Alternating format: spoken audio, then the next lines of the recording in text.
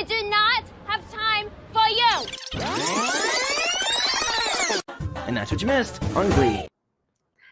Good morning, everybody. It is the unofficial beginning to a week of March Madness type sprints. We're going to ignore the fact that this was supposed to start on Thursday, okay? We're moving on from that. But I am going to see, I'm going to consult my secretary, which is just, another facet of my own personality. And I'm going to see if I can make it so that we do a full week of this. Except I'm now realizing my personal secretary is reminding me.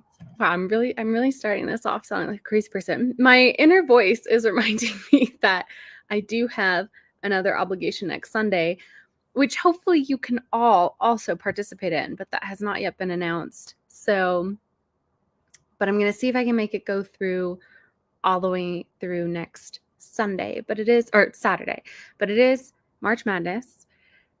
I really was going to do a ton of prep work for March Madness. I was in the Atlantic last week. I was on a cruise and I was going to use all this time to set up and make funny intros where I was going to use a lot of basketball memes.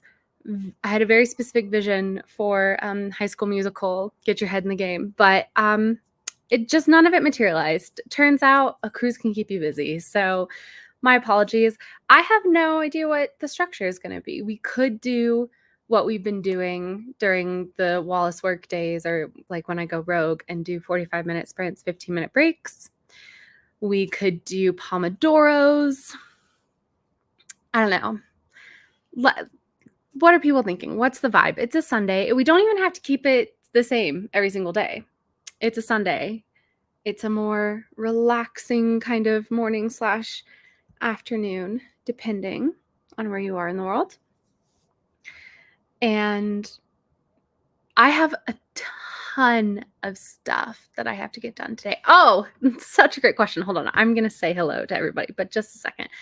Grace said, sometimes, Grace, and I forget that you're kind of a Trouble Troop newbie because you just feel like such an institution. So March Madness. Oh, do I toot my own horn here? I don't know. When we made the Discord back in 2021, I think, but early 2021. And it had all this activity, in January and stuff, or early on. And then it was kind of falling off. And I was like, oh, how do we keep this going? How do we keep these good vibes rolling? So I created an event called March Madness for the first week of March of 2021, where we did sprints in the writing room of the Discord for 8 hours a day it was meant to be only a week straight, but then it became 2 weeks straight. And it was so much fun. And I really feel like the Discord, that first March Madness really cemented the Discord as a writing community rather than this flash bang of this is kind of a fun thing. And then everybody kind of gets tired of it and moves away. So it's our little tradition. It has taken on many different forms. And this is my attempt at following that tradition this time around. Oh my God. God, hello. Hi. I didn't think I was going to be joined by anyone today. How are you? I'm so happy to see you. I am swell. Thank you for asking. I am over the moon. Would you like to inform the people about what is what is affecting your mood so much right now? I've sold a book. Just kidding. I've just become an uncle again. And God, that threw me for a loop. I'm so sorry. I couldn't help it. But yeah, I became an uncle again yesterday, and it's been, oh my God, I am in love with a baby. Platonically. Well, okay. I'm glad you clarified that. Yeah. I don't think it was necessary. Yeah, the pictures that you've been sending in the group chat have just been, he is truly the cutest baby. Babies are just so adorable. I want none of my own, but other people's babies, bring them. This is amazing. No, not in a Renesmee. Definitely not in a Renesmee way. Yeah, your brother and sister, or your brother and sister-in-law, I should say. I was like, yikes. My brother and sister in-law. Yeah. They make really cute babies. And also you do have a sister who also makes babies, but I've seen only those babies in the post-baby stage, and they're very beautiful children. They were also very cute babies. I I can- had a bunch of pictures of them on my Instagram once upon a time, but then I deleted them all because of digital footprints in children. Oh, legitimate. I thought you were like saying you deleted them all in a moment of like manic. No, I'm very proud of them. But then I read this article, and it's Mhm. like, 18-year-old in 2030 will have something like 20,000 pictures of them on the Mm. internet. And I Mm, was, oof, I don't want to Mm. contribute to that, so I just Mhm. removed them. Well, I archived them all, so I can review them. Nice. But the public can't. Mullen is wondering if it's the New York Times article. It was in the New York Times, indeed, about digital footprints and children. Yes, and I was like, you know what? I would have hated it to be 20,000 pictures of me on the internet when I turned 18. That's fair. So I don't want to contribute to that. Yeah. I'm gonna say hi to everybody, but thank you so much for joining me today. How long do you think you're gonna stick around? Are you gonna go to the hospital and do a little visit? Or No, I'm in quarantine. Not in quarantine like officially, but like baby quarantine because you mean the Oh. baby's in quarantine? Oh, and you work at a hospital, so it's like not in that. Long story short, my friend who I spent this weekend with at the concert, she has 2 kids, and they both have been thrown up this weekend. okay. And my friend hasn't been throwing up, but she could still be a carrier. So I'm Yeah. just like, it's a very precautionary precaution. Yeah. But I'm like, I will not be, the first one to give this baby some kind of Dysentery? disease, dysentery, or like the norovirus or whatever Yeah. it's called in English. Yeah. So I'm gonna quarantine myself 48 hours and then see the baby. Legitimate. Well, I'm sorry that you are prevented from welcoming your nephew, but I'm so honored that you're spending your quarantine days with me. Happy to be here. Happy to be here. How's you? You probably said, Oh. but I didn't, and we don't need to go into it. Anyway. fair enough. What are you working on today? Oh, well, first I'm gonna say hi to people, and then we Hi, can people. talk about what we're gonna talk about. Is that okay? Okay, Okay, that great. is very okay. Say Love You is here. Hello. Hi, Keiko. It was question mark. I knew the context of this. I'm so sorry. It was. What did I say? It was. I can't remember. I'm sorry. I just need to address these as soon as I see them. Because I know my brain. I'm like, I'm not going to remember the context of this. Sayla says, I watched a new Zac Efron movie last night, so my head is in the game. Excellent. I was telling people that when I first came up with the idea of doing these streams for this year's March Madness, I was like, oh, I'm going to make all these memes, like basketball memes, and I wanted to do one specifically for The head in the game? High School Musical, but none of it manifested. None of it materialized. So anyway, Well, guys, there's probably a lot more, March Madness days coming. So, you yes, but haven't dropped the ball. Oh, I think I would rather prefer to use March Madness to work on my actual to-do list rather than on using March Madness to hype up March Madness. Like, do you know what I mean? Like, I feel like the hype is within March Madness itself. Hey, let me say this. If anybody watching wants to make March Madness memes and send them to me for me to put on these streams while we're doing them, feel free. But my to-do list is maxed out at this point. yeah. But Grayson, I hope I explained March Madness to its full capacity to you earlier.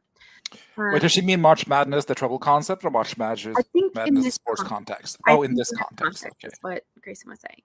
Kiko said, my goal was 10K, but I'll go 7K because that's the most I ever managed to do. I'm at 4.3. You've got this. Slay. You are over halfway done.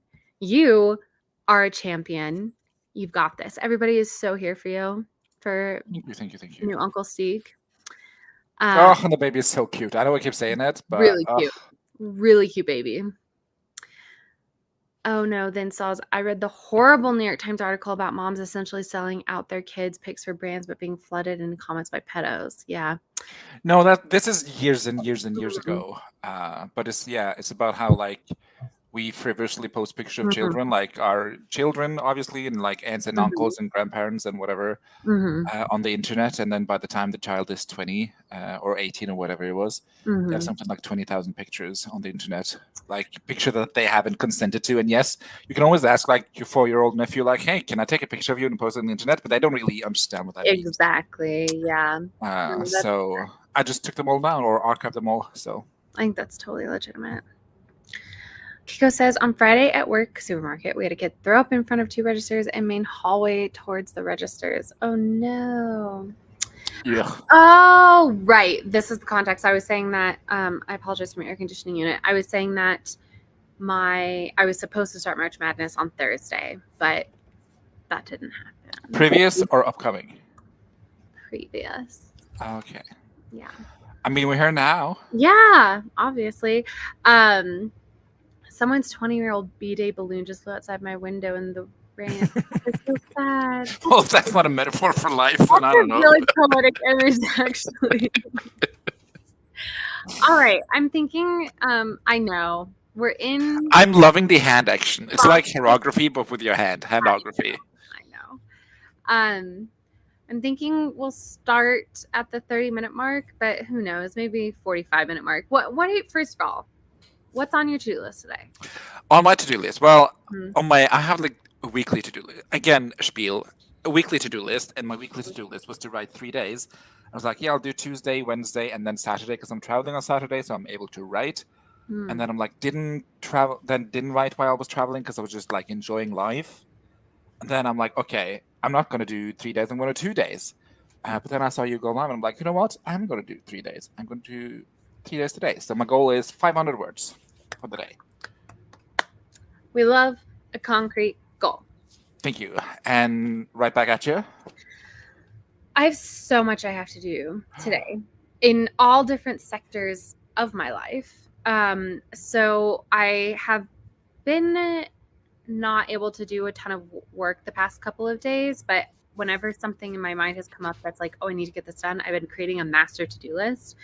So I have my master to-do list, and I think what we're going to start with, actually, we might do a chunky sprint to start, because I think what I want to start with is picking up my apartment. I had gotten back from my trip, like hadn't really even unpacked, and then there was like a gas leak in my apartment building, so then I had to leave for the night, and then I came back and I was exhausted because it was a crazy night, and I had a crazy week. I've had a really intense week, and anyway, so needless to say, apartment upkeep has not been at the top of my list, and I feel like my mental health can be correlated with the cleanliness of my surroundings. I don't know, not to Yeah. like I don't own your emotions, but mine doesn't correlate, but it is a reflection. Is that the same thing? Okay, so yes, I hear what you're saying. I think though that when I have gone through, yes, I agree that when my mental health has taken a decline, my physical state around me becomes untethered. It becomes messy. But I also believe that part of my process of getting out of a negative mental health state is first cleaning up my space, so that way my external environment is not impacting my internal environment, and I can then focus on the internal environment. Does that make sense? That makes 100% perfect sense. Also, I find cleaning very therapeutic, especially Ugh. cleaning my apartment. I Me find too. cleaning my space, I find very therapeutic. So I think that's going to be a good start to the day. So I think we're going to do like a 45-minute sprint. But I don't know. Should we just dive right in right now in 60 seconds? Or should we just not? Should we just... I mean, I always want to be here and talk to you, so Right. I don't know. It's this is- your show. This I'm is just a also guest. a question from Grayson. How long are the March Madness streams? As Well, long as I need to be. yeah, I love how disorganized this is. The past couple of years, like the tradition for March Madness has been that it's 8-hour work days, and like it's like you're treating it from like a 9 to a 5, and right, like are we talking all this work day? Like, but the funny thing about today is that it's Sunday, and like you could really just be like, well, tomorrow's the first day of March Madness, and this is just our prep day. Ooh. You know what? You're right. Chaos Walls, do random start time. Should we roll a die? Are we that dicey? Are we going to be Kate Kavanaugh today? We could never, but we can surely try. True. An homage to Kate An homage to Kate Kavanaugh. An There you homage go. to Kate Kavanaugh. Do you have any die available? Hello. That was a rhetorical question. Okay. about to be like, I'm offended at that question. Okay, so Of course she has. Oh, that's a beautiful sheen to that bag. thank you. This came in like a witchy subscription box, and I was like, I will keep It this. does 100% look like it would come in a Witch's subscription box. Okay, so we have a couple of options. I have a D100. That feels a little too dicey for me. I don't know how I would handle a Wait. 95-minute sprint. Okay, I was gonna say, what do you mean by dicey? Because that is like such It a feels pun. dicey. Do you have like a 60 die? A 60-sided die? Does that Hold on. exist? I Let don't know me math. see. This whole bag is filled with unusual die sizes. Rather you like it. Oh, excuse me. This die, I have no idea what. No, okay, I think this is a 40-sided die. I I say 57. Oh, I say 50. I see 59. I see. You're right. I think this is. Oh, wait. Yeah, I see 59. This must be a 60-sided die then. Okay. How do people? I feel good about this. Yeah, me too. Right. Yeah, I like it. I like the chaos to it. But I still want to address Grayson's question of how long are the streams going to be. Okay. I think we're going to see. I admittedly am in a pretty emotionally vulnerable state right now. And so I don't know at what point my spoons will deplete. But like I said, I've got a lot I need to get done today. And I feel like body doubling is the best way to accomplish that. So today could actually end up being fairly long. But again, there is no obligation on your part to stick around the whole time, Grayson. So the answer is the March Madness streams are however long you want them to be. Yeah. You can always click away. So, yeah, everybody's here for the dice. Kate, chaos.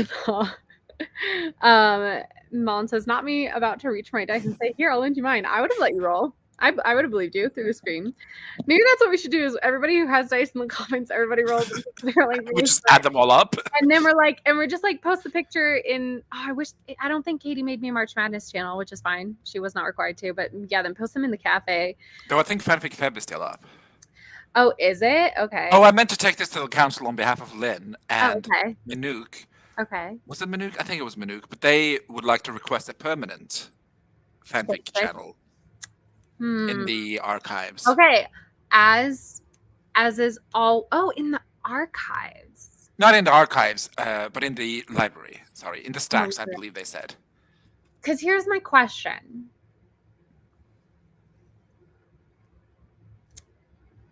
Where is it's the question I always have when we're making a new channel for the library, okay? And that is, how do you make it literary? How do we get literary with it? Yeah. And it doesn't need to be literary, it just needs to be library.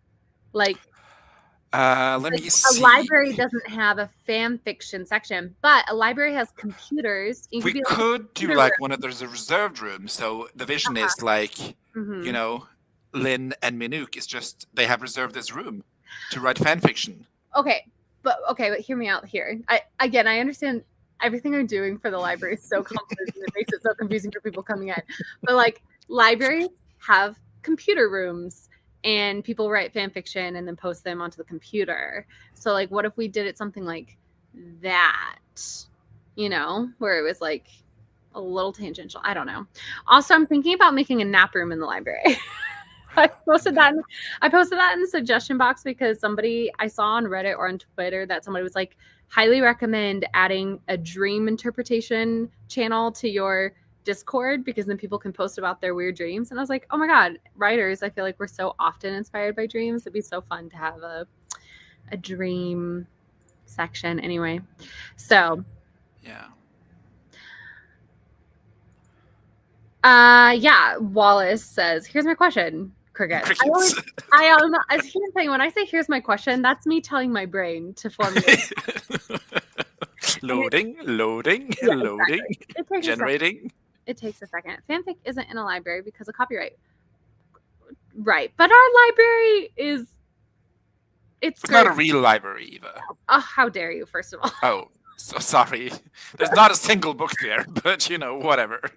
There are libraries and fan fiction groups. They group it the same way you would fiction. Oh, that's interesting. So it's the fan fiction section, just like there's fiction, nonfiction, and reference. Oh, I kind of love that actually. Where's the messages about that? Every time people have suggested nap rooms in real life, I've always advocated against it because people just use those for other activities. Yeah, but the nap room is specifically to put your dreams in, right? So, I had a dream that I gave birth to twins last night. I accidentally named one of them a derivative of my niece's name and felt so guilty. That's hilarious Accidentally. because I have within my family cousins. Okay, there's a Kirsten, there's a Christina. Those two are sisters, first of all, and then there's another Kirsten. So obviously, my family are just like, we love this one iteration of a name, and we're gonna use it. I feel like that deserves a dream analysis, Laura. Yep. Ava says there was a relaxed room at my guy's job once. It was not private enough for other activities. Yeah. Okay. Shall I roll what I believe is a D60? Roll the D60 question mark. And then I feel like because this is 60, we can utilize Jess's timers from the Hourglass. Yeah. Those like adaptive timers. Yeah. I wish there was a way. I don't have the Kate Kavanaugh set up. I wish there was a way that I could like roll it and you guys could see the number, but you just have to. If I trust any one of the troublemakers, it's you, Wallace. Thank you for saying that to me, Steve. Your presence. Look at the material. It's me, Katie, and Grape. So, okay. The competition is. Truly, your presence is like a balm on my wounded soul today. I'm so happy. Okay. That is a decent sprint. It is 35. Okay, coming through D60. Yeah. All right, guys. Okay, so Stieg, entertain everybody while I pull up a hex to Hourglass. Oh, god damn. Okay, what do we talk about? Beyonce's new country era, obviously, and the oncoming, Lana Del Rey's country album is also coming at some point, which I feel like is such a nice launch to my country book. Oh my god, so true. And I think that, country is having a tiny renaissance. And I just hope to capitalize on that as the Capricorn I am. Oh, balm, not bomb, says Eva. Yeah. I do not want to bomb Wallace. Thank you. I appreciate that. Nice timing, Stieg. It's like I planned it. I was like, hey, Queen Bee, I'm writing this cowboy book. Do you mind releasing a country album right now? Yeah. Though I have been saying since Lemonade, she had a song called Daddy Lessons. I don't know if you're familiar with it. We can also go into the tangent of the whole Country Music Award Daddy Lesson performance, if we will, if we have time, but we don't. But ever since Daddy Lessons on Lemonade, which is some years ago, I don't know if you're familiar with the material, Wallace. Not at all. It's one of the greatest albums ever made. I will say Lemonade. I'm very familiar, with from a cultural osmosis standpoint. I'm familiar with the concept of the album Lemonade and the visual media she had with it. I have never listened to Lemonade. Okay, I love it, and she does a little bit of different genres for every song, which I loved. But she had one song called Daddy Lessons, which was about parental stuff, trauma, blah, blah, blah. But it was a country song. And ever since that song, I've been saying I hope, I dream that Beyonce will want to do a country album. Because, that song is just slapping. And here she is doing a country album. So me and 300,000 other girlies on Twitter manifested this, I'm pretty sure. And also I think it's because after the 2016 Country Music Award, when she did Daddy Lessons with the Chicks, which was a hot take at the time, because, the Chicks and country music does not mix well. And the Chicks have posthumously, not posthumously, but after the performance, they said that working with Beyonce was the best experience they ever had, which I'm sure. But after that, a lot of people were angry about Beyonce and her making country music and her performing at a country music award because she's not a country music artist, racism, all that jazz. So now for her to perform this country album, I feel like almost out of spite, but I'm sure she's also had a lot of country influence growing up, so I'm sure it's not just only out of spite, but I feel like she's going to be like, I can do this too, and you can't stop me. Can't stop, won't stop. I'm sure it's going to be a great album. Based on the 2 songs we've heard so far, I'm going to be absolutely into this. I love that. And I also love, as you said, that it is so appropriately timed with your personal work. Also, yesterday, I want to touch in on this. I feel like we can go really into this after the first sprint because I watched it a couple of days ago as well. I haven't And watched it yet. oh, Stig. Okay, can I just say I know it's a big time commitment, but I recommend watching the first one at home to like refresh and just also enjoy because the first one is so good. And then immediately going to watch the second one. That's exactly what I did and I did not regret it at all. It was such an incredible viewing experience. Oh, it's playing today at 7:30. Should I see it? Yes, I support this. Yes. Only today though? That's lame. Get yourself a ticket and go. But when I was there, one of In great- June? yeah, On Arrakis? yeah, watching the movie. Sorry, I have to address this. I always take my AirPods to the movie theater so I can use them as noise cancelers. Me Just too. life pro tip: if you have any sort of earbud, even if they aren't noise canceling, just this physical barrier can protect you from like the really aggravating loud sounds. But I'm finishing my point because it's been 26 minutes.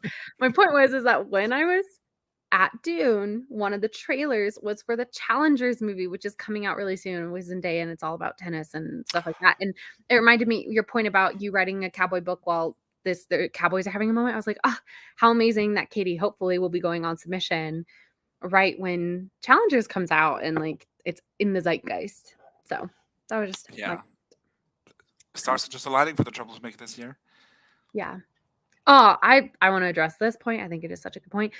Sayla says, it's funny how we Black Americans exist in the South, in the country, yet we're gate-kept out of the genre more times than not. I grew up on Shania, Jodie Messina, I don't know that person, I'm sorry, Garth Brooks, love, etc. But whatevs. Yeah, absolutely. And what's like even more fucked up is the Mhm. 2016 Country Music Award was televised by, I don't know, is it CBS? No, I don't know the channel, but Okay. some channel televises this, and the Beyonce performance with the Chicks in 2016 was like their most viewed 15 minutes ever, Wow. like for the entirety of the history of the Country Music Oh Awards. my God.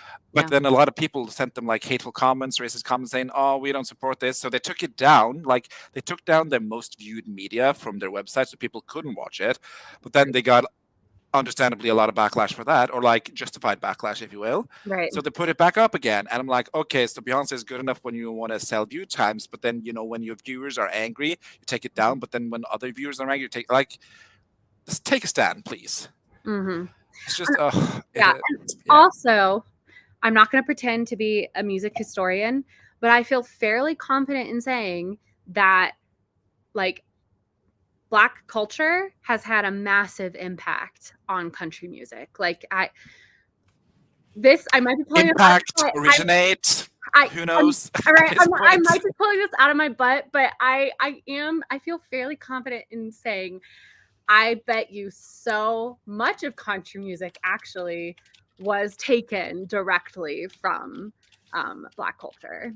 So I do think that the gatekeeping is unfortunate. I think it's very unfortunate. And we don't gatekeep in this house. In this house of trouble, in this library of trouble. All right, are people ready now that it's 45th? Now that we touched on both Beyonce and racism and all culturally appropriation and Dune and pedophilia. and pedophilia, are we ready to get our words done for the day? It's been a great first half hour of March Madness. Yeah. Just what Eva says that early country music was often rebranded or stolen from the hymns and field songs of the southern enslaved people, as well as from professional Black musicians. I pulled it straight out of my ass, but also right from the history books, you guys. Yeah, we're just two white people on the internet who's fairly confident about stuff. Yeah. Yep. All right. Shall we do this? 35 minutes. I've got it all set up, ready to go. So buckle up, buckaroos. I'm gonna start with my with cleaning. Oh, here's my question.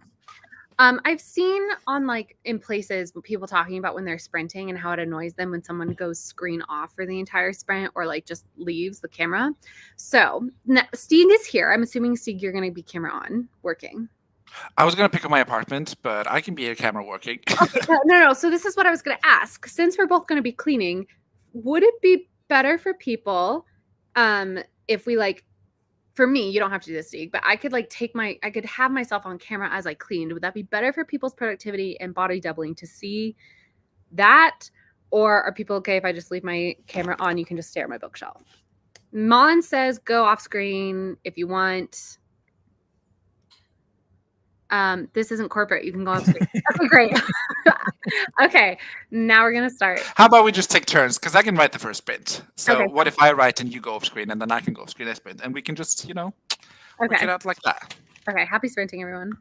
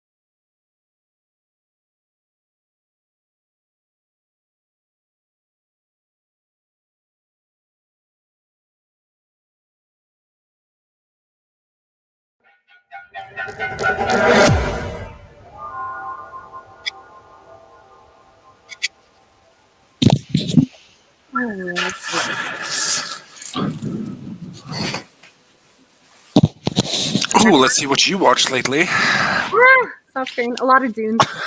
I see a lot of Dune stuff and some Sim stuff. Checks out. No surprise.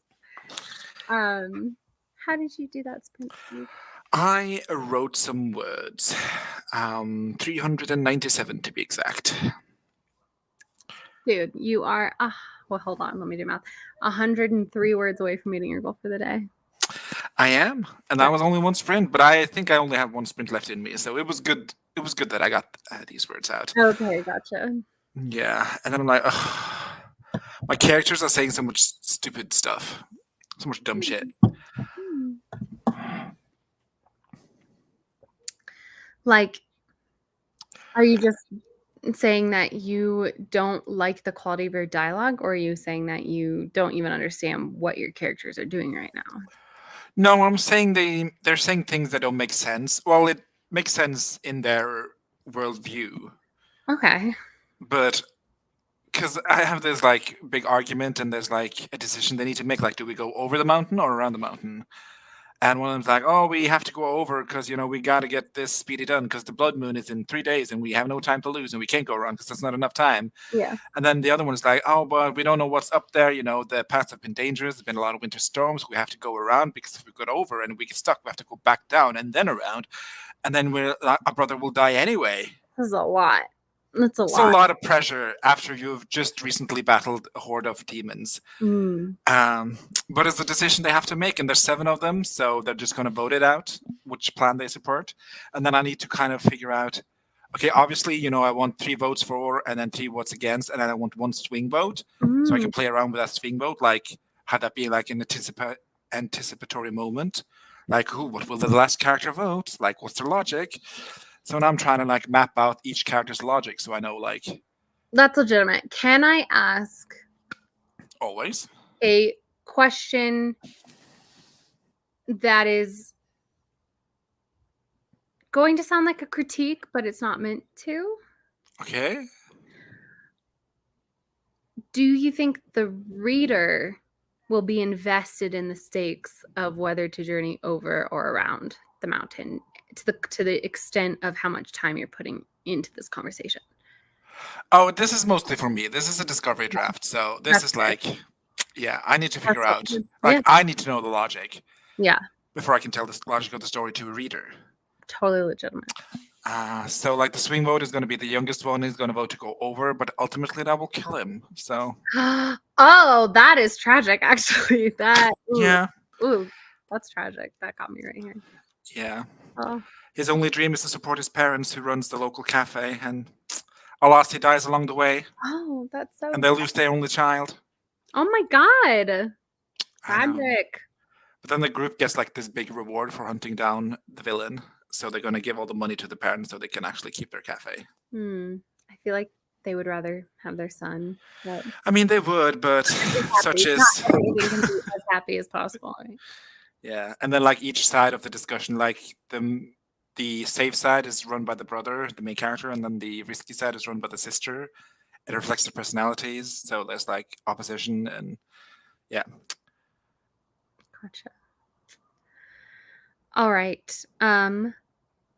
I cleaned for those 35 minutes. I'm expecting at any moment a grocery delivery, so excuse. Oh, I think that's them. Hold on. Okay, hold on. We're going to do some comments and see what people did. We were joined by a Mel. Hello, Mel. Welcome. We were left with the Grayson. She left, had to go and do some big girl tasks, get their oil change, presuming for the car, but also might for you. Who knows? We were joined by the Hex Library, who says, see how much attention I pay to things. I didn't even know we started the March sadness. The sadness is gone. There's only happiness and sunshine from here, Jess. You didn't get the memo, but this is me letting you have the memo. Oh, wow. We were joined by Wendy too. Hey. Let's see. Malin says, like, the reason I watch you guys is for the chat in betweens. I don't care what you do during the sprints. Ha ha. Do you want to do a grocery reveal before we continue, or? Oh, is that what we're gonna do? Are we gonna? I love a good reveal because Yeah. I'm nosy like that. Okay, I will admit that this is like. Normally, I'm very intentional with my groceries because I'm trying to like be a budgeting queen. But I ordered all these last night in kind of a chaotic moment. So, okay. But I say that like it's going to be some like crazy stuff. It's really not. I'm just going to say like, It's like cottage cheese and like grain bread or you something. know, like actually like I'm pulling out first thing is I've got some romaine lettuce. Wow, you really splurged on that No, one. because I had the idea because I have this bacon in my fridge that I need to cook soon.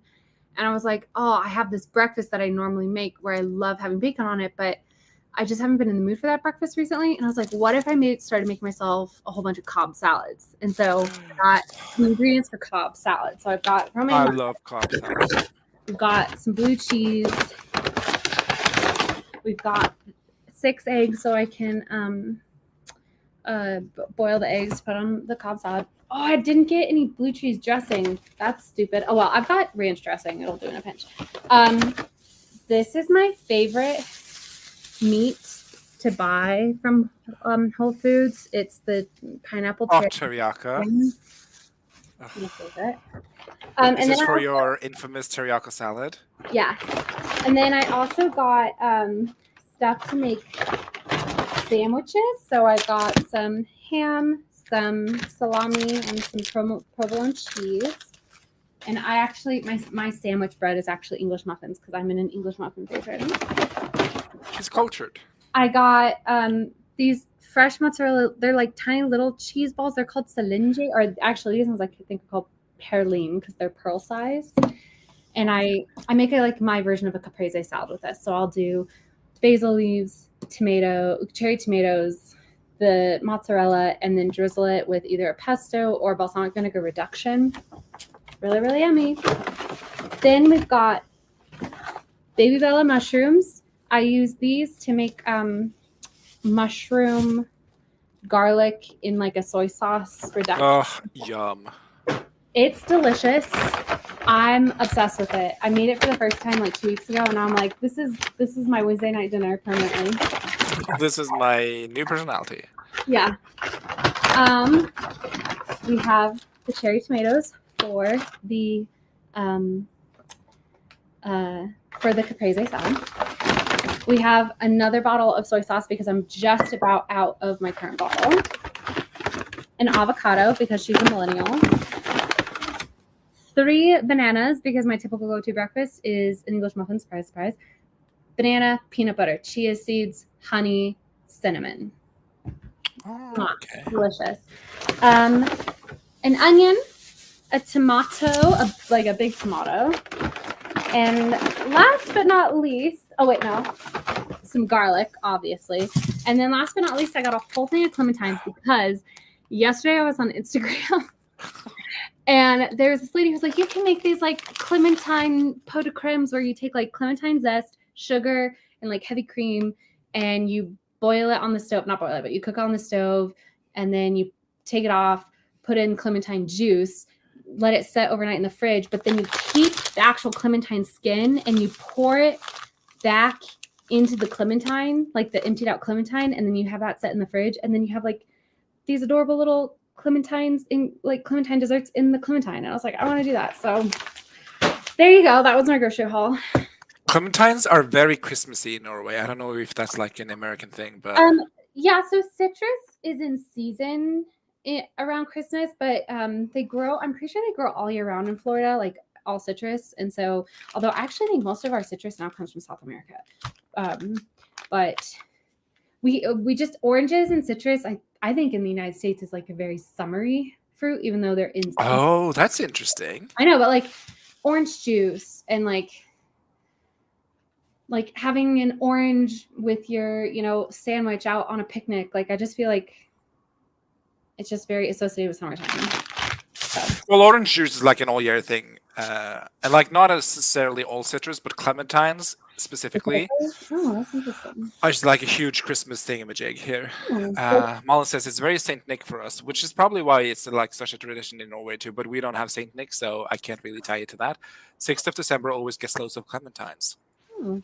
There you go. Also, It's a very like Christmassy thing, yeah. I ordered 2 of these chicken thighs, pineapple teriyaki chicken thighs, and only getting 1. But that's a-okay. It happens. It happens. Ugh, now I want to make a teriyaki salad. Oh yeah. Well, I have a regular dinner date on Mondays where I get sushi, so. That is nice. I know my cousin and I are cooking our way through Japan cookbook, and eventually we're going to get to the sushi stage, and she's going to see how entirely inept I am, and she's going to laugh at me. This is really difficult to make good sushi, so. Yeah. Yep. Wow, look at these garlics they brought me. Oh, they are baby-sized. These are huge. Huge. Malin says, "Okay, I want pictures of the videos about the Clementine thing." Look, we are trying to resurrect Wally Smoke Cooks. Slay. She was never dead though, so. No, she wasn't. She's just been hibernating because Wally Smo has barely cooked anything new. Like I said, my breakfasts are like 9 times out of 10, they are that, like, it's called a chunky monkey, but it's like the peanut butter, banana, cinnamon, honey. Are you the type of person who has like the same thing every Tuesday, the same thing every Wednesday, and so on, like in terms of dinner and stuff, or do you just like willy-nilly decide on the day of dinner, like, what will I have today? No, I'm the kind of person who meal plans because I love looking at cookbooks and I love cooking from a cookbook.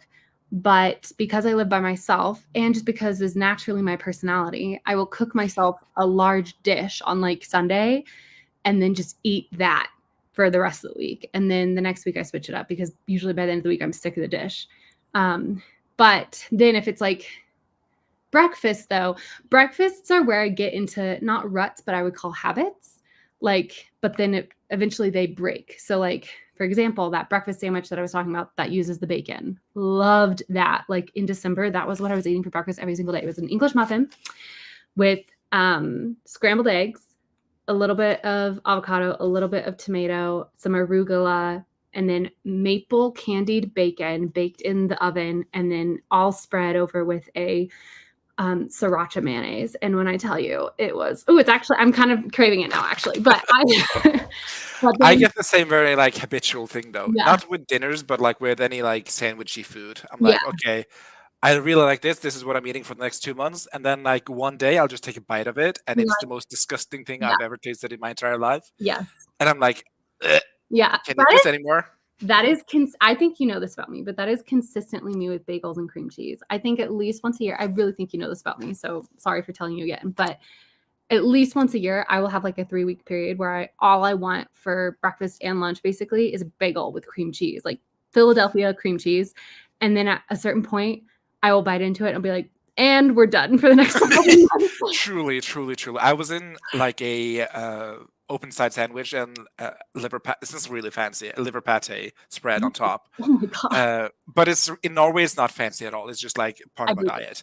And liver pate on top. And I was like, oh, this is my jam. This is my dream. This is putting my kids through college. This is watering all my crops. This is, making my skin clear. Yeah. I was just eating that for 3 months straight. And then one day I bit into a sandwich with that. And like, I've never been more disgusted by anything in my entire life. Yeah. It's amazing the way like your body, your subconscious like communicates with you about like nutrition. I read this thing a long time ago about a man, and it was like a true story, an article about a man who'd been lost at sea and he knew how to fish and stuff. And so he ended up surviving for like 9 months out there before he was rescued. Oh my God. Take me into the ocean. Yeah, but not Ponder the story. But by the end of it, he said the thing he craved most, the thing he wanted most was the eyes of the fish that he was catching. And he didn't understand it, but he would eat them. And like he said, they were amazing. And it was only when he got back to shore, and I'm going to get the actual vitamin wrong, but my memory is telling me that he was it can't be vitamin D deficient if he was out in the sunshine on the boat. So like he was like vitamin E. I have no idea, but he was deficient in some vitamin that fish eyes are like packed with. And somehow, like, even though he'd never had a fisheye before, right? His body knew, like, that the nutrient he needed was in that. Like, isn't that so crazy? They say that's how children eat. Like, their body will know something, and then, they will only eat that thing. it makes me wonder if we actually have like a sense of smell that's not like this sense of smell, Who but like knows? another different detector that we like consciously aren't registering, but we subconsciously register, that it's like a nutrient detector, like, Oh, you know like what we I mean? smell the vitamin C in the fish eye. Right. That's what I'm saying. Like, isn't It's a very interesting thought, it, though. I think it's interesting. So, Um, Keiko wants to know how he survived without the water for 9 months. I'm trying to remember. I don't remember how equipped his boat was. If he had like systems on his He boat, had a good Brita. or yeah, or if he like collected rainwater or something like that. I don't remember. The fish eye thing was the thing I like that really stuck in my head. Yeah. Yeah. Jess says that was one of the healthiest grocery hauls I've ever seen, Oh, and all of those foods sounds delicious. And Wendy says that happens to me too, except I usually know before I make it because my brain becomes not interested, so then I can't even get myself to make it. Mm. Well, my brain might know it, but my body just goes on autopilot. So I'll just, get that bread, put that spread on, bite into it, and then Yeah. I'm like, oh, wait. This shit. Yeah, this is actually the worst thing ever. Marlon says, I'm so grossed out. And Oh, Jess says, vitamin C and A is in fish eye, it is apparently. vitamin A. Maybe it was vitamin A. Yeah, I think that's right. Marlon also says, I would rather watch the zombie show I started than hear about fish eye. Sorry, Mullen. Sorry. Hi, this is Kitlin. Hello, hello, hello. What Mhm. zombie show are you watching? Call in. Oh. Marlon says, but yes, sometimes you crave food because your body is like, bitch, you need fruit. Yeah. Marta says, hey friends, oh damn, I missed the grocery haul. Broken heart emoji. Yeah. The good thing is you can wind back in the pause and watch it. That's a good point. Yeah. Also, maybe that should be part of the Wally Smoke Cooks Instagram account. Maybe I should just always also do grocery. Oh, people gobble up holes like nobody's You business. think? Though. I guess that's true. So I'm supposed to start making content for the book launch. But you're like, I'm going to cook instead. But I'm just like, when you go back and you watch your first YouTube videos, I can see a difference in quality between that video and the videos I make today. Even though all the way back then I had a nice camera, like I started with good equipment and stuff, but there was just still something like not super professional. So part of me is like, what if I kind of cut my teeth on making reels this week for Wallissimo Cooks? And then maybe like more towards the end of March, I can start making the reels for Bellissimo Rights. So just a thought. Also, my publisher wants me to do all this stuff with TikTok, but I'm like, all that music is banned on TikTok now. And like, I'm pretty sure I know TikTok's been like gonna get banned for, like 3 years and it never even happens. But part of me is like, do I put in the effort? Because it seems like that's not a stable social media platform. I don't know. So Yeah, I don't know. Stick to Instagram. I want to give you your moment to gloat over me because countless times I teased you for being on Reels and not on TikTok. Like countless. And I'm gonna give you Never this. that deep. It was never that deep. It was that deep. I know you. You have. Honestly, I don't care about TikTok, so to me, it was never like personal. I was like, you care about whatever. being right. You care about being right, and you were right. This is me saying that you were right. And I will just graciously say, all right. Okay, sounds good.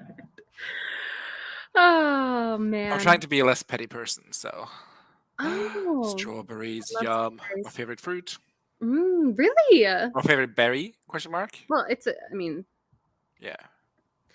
The struggle is you can't just be a writer. You've got to solve the thing too. You can just be a writer, but then there's no guarantee that it'll support you, right? Like I think it's an important discussion to have, but at the end of the day, I think a little bit at this point on the side of, I do think it is the responsibility of the author to put in the work to market their book, because and I know nobody's saying this, but like, you're not entitled to people buying your book. And there's an argument about like publishing companies and what they put into it, but yeah, I think it's definitely, part of the responsibility of the author. If you want people to read your book, market your book. Yeah. But it's a nuanced discussion. It's more nuanced than that. And maybe that should be a Sprint and Shop Talk at some point. You know, post publication date for me, maybe like 6 months down the line or something. We can do a Sprint and Shop Talk. That'd be so fun, though. I love marketing and like everything that goes Yeah. behind the camera. Yeah. Camera, nope. Behind the process? Question mark. Yeah, that's what we're calling it. I want to address this because you said you were trying to stop being just says, oh, is that why I've been extra petty? 'Cause you guys share brains. I don't know, Jess. I think that you should probably take accountability for your own actions and not blame me for you being extra petty. I don't think. I don't know. I've just been going to therapy and it's been helping. Oh my gosh, love that for you. That's Thank you. fabulous. Still, If I'm going to therapy still, no. is it helping still? Oh, yeah, definitely. I think also the sunshine help and longer days help. I'm very much a mood ring when it comes to the weather or to the sea. You Really. are. Now that I have 3 years of data points, it is like night and day. She has a Like, pattern. no, but your mood and today was our first day of daylight savings, and so my goal to this daylight savings is to watch as many sunsets as I can because my apartment building has rooftop terraces. I can watch the sunset over the mountains. Slay. And I'm like, I moved out to Slay. Colorado to appreciate the beauty of the mountains, and tell me why I have not. Tell me why. I haven't appreciated the beauties of the mountains. Tell me why. I'll tell you why. Winter depression. Right. So, but yeah, it's been like a It market. is exhausting. I can but imagine. Here we are at the other end. Okay. I know this is such an extreme suggestion, and I'm really just saying this not because I actually think you should, but just to have it on the table. And I recognize the extremity of the suggestion, but seriously, have you ever considered immigrating? Because it really affects you. Like, there's always a chance that it gets you really, really badly next year or the year after that or something like that, you know? And I just feel like from your mental health perspective, that's just, I don't know. Have you ever considered immigrating to a place where this kind of winter doesn't? No. That I'm makes very, very much you're- homebound. And you're a family guy, you know, and you're tied to your land, and I get that. Stig, you live too far from the equator. Wait, what? I feel like makes it complete sense why daylight would affect his mood. He literally lives so far from the equator. Jessica, can you tell what point you're trying to make here? Because I feel like Show your math. yeah, because like people who live near the equator have equal amounts of sun and nighttime throughout the whole year. The farther north, farther south, and the closer you go to the poles, the more extreme it becomes. And so the less exposed to daylight he is in the winter times, and thus depleting those positive chemicals that we all get when we are exposed to the sun. And it's so funny though, because it happens every year, but I'm like, after it's done, I'm like, oh, that's what that was. You know, I don't have. This is on my to-do list for 2024. Okay, let's make that a priority now while you're in a good headspace. Like, but if you want to get the good ones, they're so pricey. And how much do they cost? It's like $200 and something. Shit, your birthday just passed. Yes, I can afford them, but I just don't want to prioritize them. That's my problem. Okay, well, I feel like you should definitely prioritize that. Were you just gonna buy a new lamp? Like a standing lamp for my living room. How much did that lamp cost, Steve? I didn't buy it. Well, actually, that's like $300, but I haven't bought it. Great. So. Can I make a suggestion? And but this one is not so chic and cool. I understand that. I understand that. But you know what is chic and cool? Mental health. I don't know. How do you feel about that? Legitimately, do you feel like you could sacrifice this to actually? I'm not immediately opposed to the idea. Okay, so great. I love that's my thought so far. Okay. Oh, I'm so glad we had this chat. It's just so glad we can have this. I feel like getting a sun lamp and vitamins sounds cheaper than well, the thing is, when I get really bad, I forget to take my vitamins or any kind of medication, really. Yeah. So yeah. But yeah, a sun lamp is definitely something I should invest in. Yeah. Marta is saying, come and hang at the UK. Devesha, hi. Hi, Grape. Or just putting a pin in Marta. not voodoo doll, but it's like you want me to come. Like, oh, weather depresses you, so come move to UK. Oh, are we about to say a hot take? I don't think it's a hot take that UK has bad weather. I know I've told this story before, but the very first time I was ever in the UK, it was the day we arrived. We were super jet lagged. We drove to Bath, and we were at our hotel. And my sister and I turned on the TV because we wanted to see what British TV was like. And it was the weatherman, and he said, "Big news is the island got some sun today." And we all just started dying laughing. Just like the entire, oh, it was so funny. Anyway, I was like, Yeah, I think UK is actually notoriously known for its bad weather, and recently also ranked like the second worst country to live in Europe. Oh, in Europe. Okay, I was gonna be like, oh, wait. Yes, in Europe. Okay, hold on. Oh So- wow, that's really surprising. Really? Yeah, in terms of like either quality of life or I forget. I should really. Huh. I saw an Instagram post, and some kind of magazine had voted, or Hmm. like readers had voted. I'll Google and see. Okay, that's interesting. Devesha, hi. I hope that you are having a fabulous day. Mom says, not March is suggesting country that notoriously has a deficiency of vitamin D. Yeah, that's March is like, trick 'em. See, that's what she was trying to do. This is great. Wendy points out that, your half birthday, then June 17th. Or it'll be July 17th, I guess. July 17th, I guess.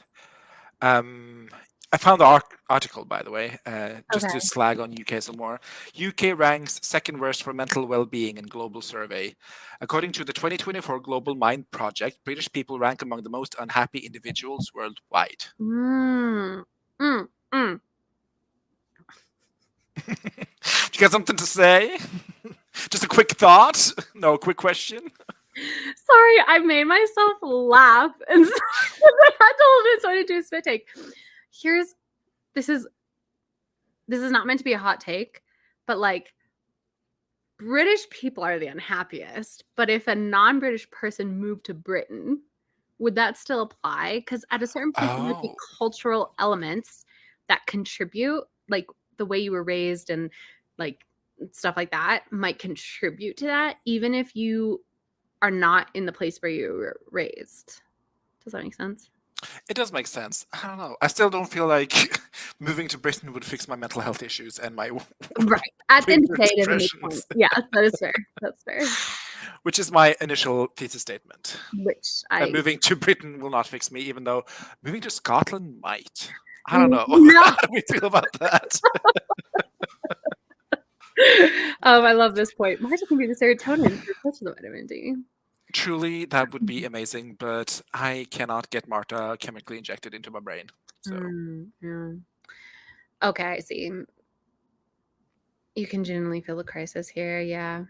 We're not in Europe, so joke's on you. Oh, in the Brexit. I don't know how to tell you this, Marta, but England is very much in Europe, the continent. Like, what continent do you think you belong to, Marta? Well, what continent does Hawaii belong to, Steve? America. It is an American state, but do we consider it to be on the American continent? It's literally called that's non-continuous. I was going to say it's called non-continental, but A non-continental breakfast? like Hawaii, like you know what I mean? Do you know what I'm saying? I think I do, but I still think England is part of Europe, the continent. This is from 10 Things I Hate About You. Just I'm saying it out there. You can be overwhelmed and unwhelmed, but can you just be Be whelmed? whelmed. I think you can in Europe. Anyway, that's the end of the quote.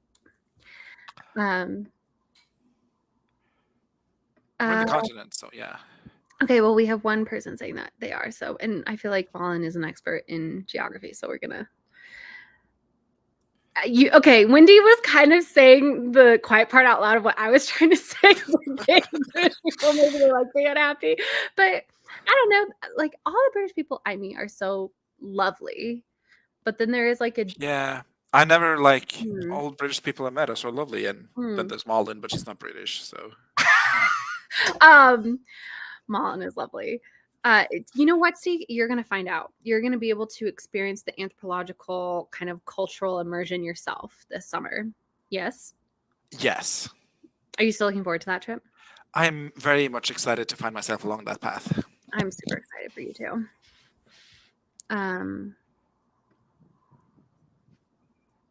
Okay. March is just agreeing with me. Molly says, I'm in one of the happiest counties in one of the saddest countries, so I don't know if it's up to 0. Oh. I don't know. I mean, can we go back to the sounds a bit beyond my comfort zone, but I can offer a hug. I am a hugger, so this pleases me. But yeah. What if we all just went to the south of France? Not Honestly, I want to be like Enya, live in a castle with 7 cats. Is that what Enya is up to these days? That's what Enya's up to. She lives in a French chateau with her 7 cats and no Wow. man. What? Oh, love that for her, honestly. Yeah. Oh, Wales. I have such an affection for Wales. My name literally means from Wales. I do not think I have an ounce of Welsh blood. So somewhere along my family history, there was cultural appropriation. Although I don't know if that's true because my name is an old family last name. So maybe I've never had genetic testing. So maybe there is Welsh in me. But when I was walking on the Camino in Spain last year, all of the signs, that have like the arrows that point you the way and stuff, like you become very attached to those signs. And one of the signs said, I'm going to butcher it, but it was like Cumbriam Beef or something like that. And we looked it up and it just means Wales forever. So there was someone Welsh walking the Camino and they were like ahead of me, but they were like marking all these signs. And I don't know. Aww. It was just, I feel very affectionate towards that person, whoever was doing that. Although there were a lot of people who didn't like it because they were like, stop defacing stuff. I'm like, we're all pilgrims sharing this together. Anyway, whatever. Communal politics, it's fine. Thanks for joining us. C'est la vie, c'est la. Yes, Stieg is going to be in the UK. I am going for June. Yes, June. I'm going to walk the Hadrian's Wall trip. So, or Hadrian's Wall hike. Yeah. Question mark? Is that what we're calling it?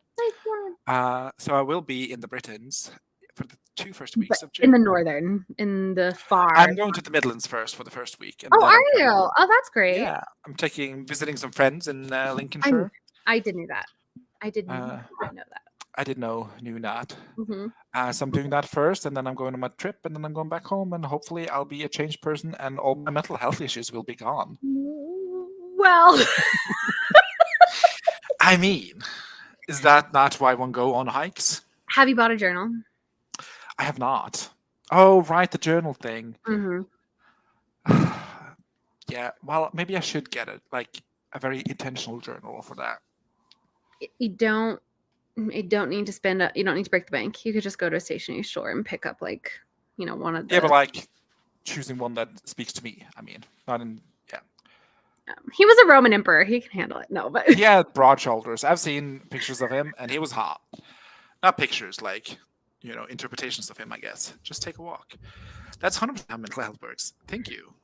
I think people make fun of people who give advice like this, but I do think that there is legitimately, like, it is actually such a benefit to your mental health to be outside in nature and stuff like that. And I know that when you are in the depths of despair, having people say, oh, just take a walk can feel so demeaning and so disrespectful to the experience that you're going through.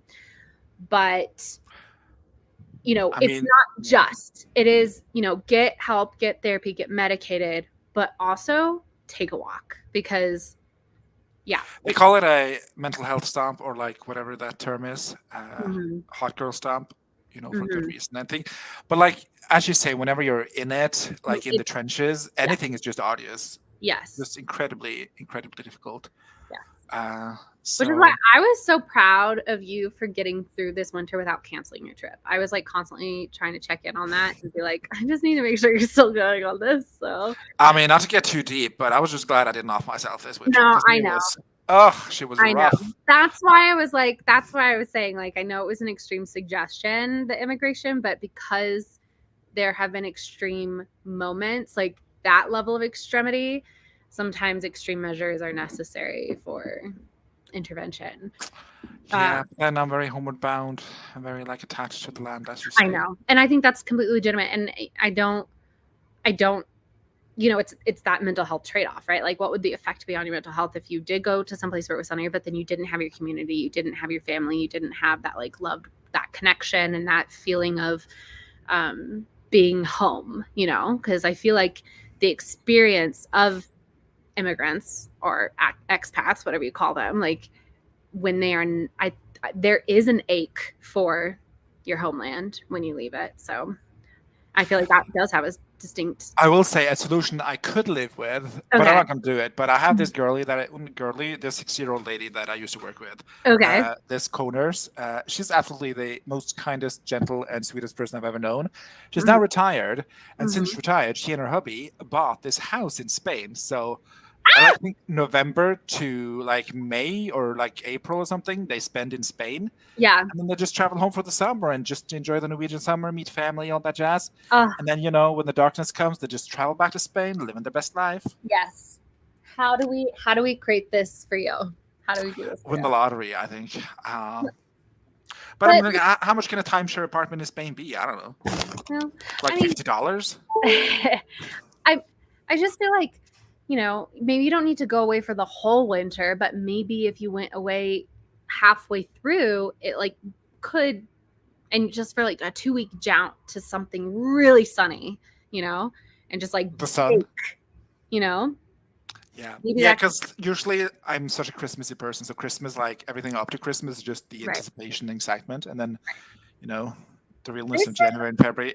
Can I just say, this is why I think that we either need to move Christmas to end of February or have like a second, not Valentine's Day, a second like big holiday end of February, because I feel like February is when people are really going through it. And so if the holiday's at the end of February, then February becomes the holiday season for that holiday.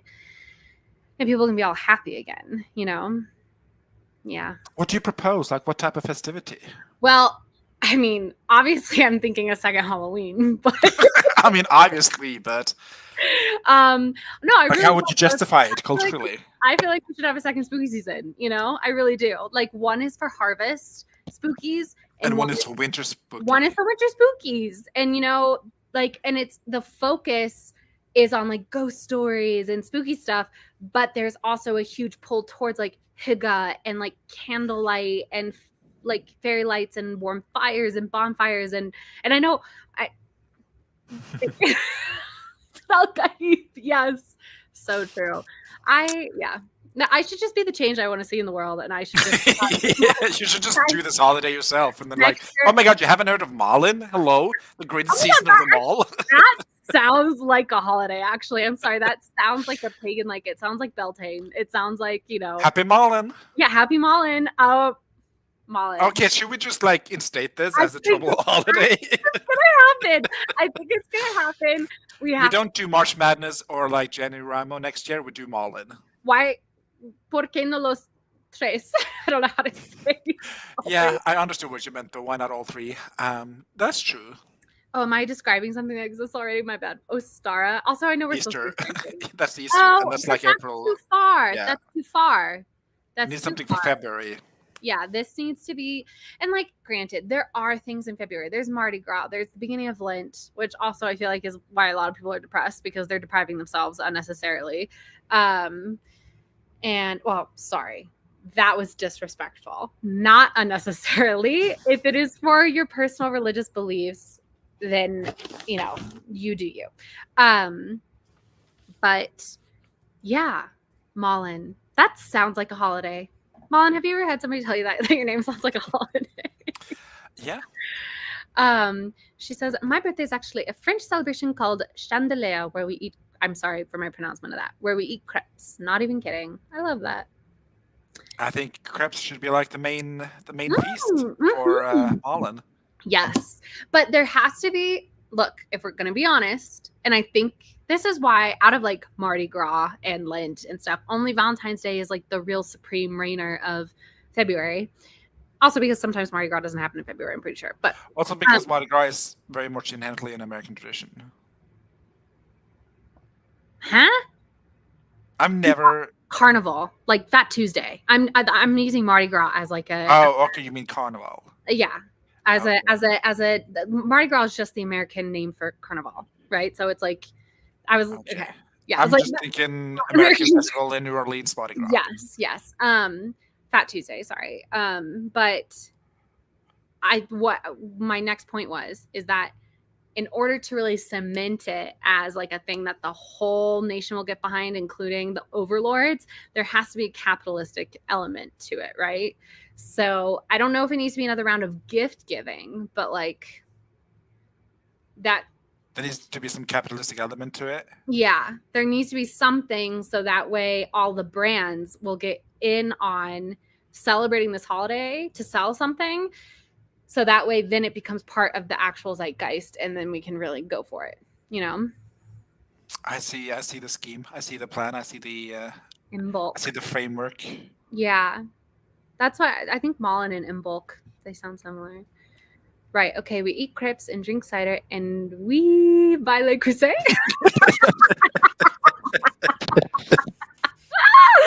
I love that. I don't know if I want to get to like Le Creuset level of capitalism. I think we should invent something. Yes. Okay. It needs to be both capitalistic and yet somehow sustainable. So what if those two are opposites? No. What if the tradition, right? It's end of February, right? What if the tradition is you have all these cozy things and the celebration leading up to the day, and the gifts you give are seeds and like plants and stuff to people for the welcoming of spring. Like you give people houseplants and that's what you give. But like maybe the tradition is that you actually plant the seed indoors 6 weeks beforehand. And so you're like growing it yourself, or you can just buy people stuff if you don't want to go through the effort. But the like real tradition is to grow somebody something yourself. Okay, so things we can package and sell: pot tea plates with seeds in them, readily done for the husband to buy to his wife on Malin itself. Yes. We could also capitalize on like fancy greenhouses. Yes, like for the really bougie people. For Malin, saying it's not capitalism if we want toys, Squishmallow version of plants. Like of all the people gobble that up like nothing. Yes, thank you. Think Funko Pops, but like for plants. Exactly. We could do tie-in movie deal. Wow, that's really optimistic.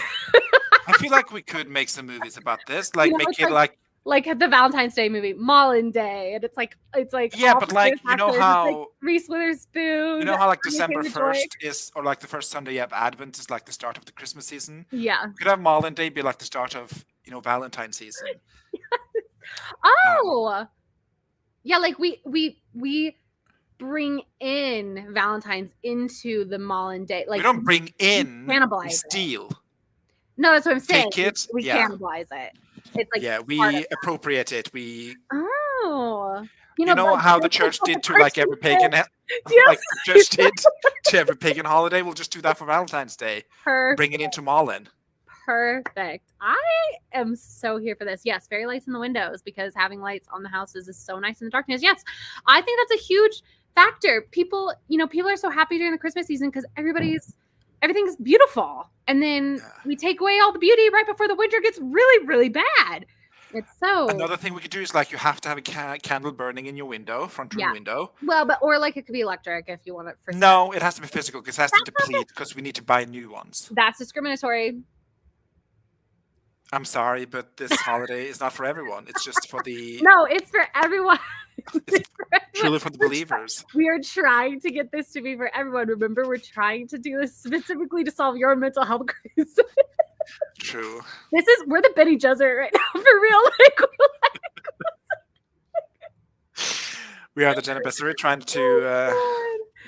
But yeah, no, I'm here for Malin 2025. I'm so serious, guys. 2025. Let's do a round of Malin. I'm not even kidding. On like February 1st, I will make a video. Like my plan. February 2nd. Why? That's Malin's birthday. Wait, no, but the holiday has to be the end of February. Okay, wait. So Malin's birthday marks the beginning of Malin. Is that what we're saying? Yeah, that's what I'm saying. It's a kickoff. Okay, so then what marks the end? Is it just The passing of time. I don't know. Like, does it extend all the way? Like, do we keep it within the month of February, or do we extend it into March and like all the way to the spring equinox? You know what I'm trying to say? Like, this is That's a lot of right. festivals, That's a though. So I big think we holiday could just season. extend it to the end of February End of because February. February is a short month. So That is true. That uh, is true. yeah. And then on leap days, we can have like an extra Malin festival on the 29th. Yes, like that's the extra special Malin. That's the extra special Malin day. That's like that is the Malin where you really got to grow your own plants. Like it means a lot to grow your own plants that Malin, Yeah. you know? Yeah. That's the second day of Malin. Yeah. Oh, guys. And then, okay, wait, how do we bring the kids into this? What's the Halloween element for the children that like gets them all hyped? That would make parents celebrate this for their children. Well, you know how you dive for pumpkins or apples, I mean? Dive for pumpkins. Yeah, apples. For Yeah. apples for Halloween. We could do Mhm. like that, but like you have a big vat or like a flower pot, very ornate, very expensive if you want to get a bougie one. You put like brown cotton in it to mimic dirt, and then you hide candy among it. And then you have to reach your hand into it, and you have to rummage around for the best candy. Yes. Like pull that out, and then you get whatever you pull out. Oh my God, Steve, that is such a brilliant idea. That is And such a good idea. we call it, Birth of a tradition. yeah, what should we call it though? Something catchy, like, because like a bobbin for apples sounds so fancy. Right. So we need to something equal. Okay. What's like a fun, flourishy word for digging? Rummage. Rummage. Um, A rummy for Malin. A what? A rummy for Malin. Yeah, but it's hold on, because it's not bobbing for Halloween, right? It's got to No. be rummy for yummy. Rummy for yummy sounds. I don't know. She's not giving. She's not giving. I don't know. It was an intrusive thought, but I had to say it. And then I don't know. We could like either dig. I don't know. Uh-huh. That's a pretty sharp word. Like I hate you, Demetra. rummy for yummy. Terrible. Um, Terrible. Oh yeah. Is there Because in another- Norway we say if something's dig, something is like nice. Like it's like Norwegian dig is like the equivalent of noise. Do you know? Nice. So if something is dig, we like it. So we could like dig for dig, but it's dig with 2 G's. Oh, that's cute. So if you want to, cute. yeah, we could dig for dig. Can the thing I was gonna say we could also do it where it's dig for dime. That can't the candy DAIM. Dig for dime. Also, it's candy, but then there's also some kind of monetary value in it. Like And you then- know how they gave out envelopes with cash for Lunar New Year. Uh-huh. Yes. Oh, that is well, and you know what? I have to say, this whole conversation is so Western centric because there are so many cultures around the world that have amazing festivals in February. So this is not me trying to diminish their cultural impact because the Lunar New Year often happens in February as well, but also sometimes in January. So Yeah. but this is why I kind of want like I want to pick a specific date for Malin. February 2nd. No, but then that means the season is over after her birthday. Okay. You know what I mean? Like, or we could do it something where it's like the 12 days Malin, but it can't be 12 because that's Christmas thing. But it like the 7 days. 13 days from Malin. The 7 days of Malin, like they're like it's a whole week. But then then that would just be the first week of February. And we could do 13 days from Malin. That's kind of spooky if that's the vibe we're going for. That is true because we can't forget about the spooky element to this. But yeah, I was thinking for the digging game, it could be dig for dime, and there's dime candy, but then there are also like dimes, like American dimes, which this would not translate to other cultures unless other cultures have a currency that's called a dime. But I mean, we said trick and treat in Norway, which is literally English.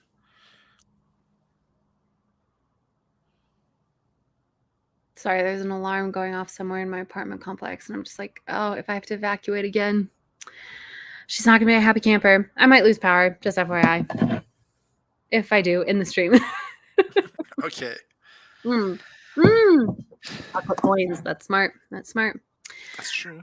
Ah, this was such an energizing conversation. We have been Invented a on new break. festival. We've been on break for an hour, I think, at this point.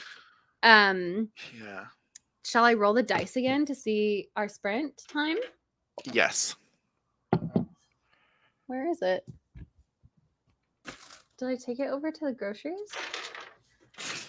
Have you put it in the fridge? Oh gosh, could you imagine? I'm counting the groceries as me being productive during this break, though. Like that was on my to-do list. Where the heck? You put it back in the drawer? No, I mean, okay, I'm gonna roll the D100, but I will only accept numbers under 60. Are people okay with that? Yeah. And it's not like under some stuff on your desk or. I'm sure it is.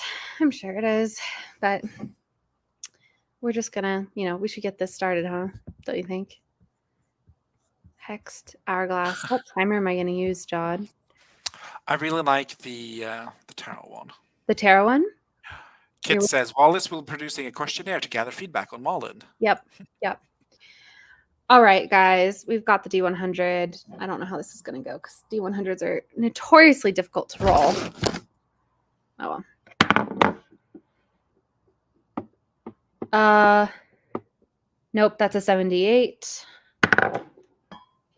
That's a 69. Nice. That is a 65. Come on, guys. That's an 8. So, Steve, what are you going to do with the next 8 minutes? I will try and squeeze in my 103 words.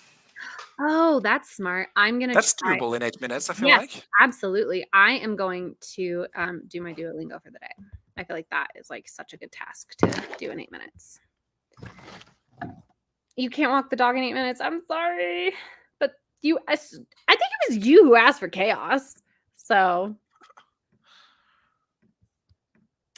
all right. 65. Okay. Is everybody ready?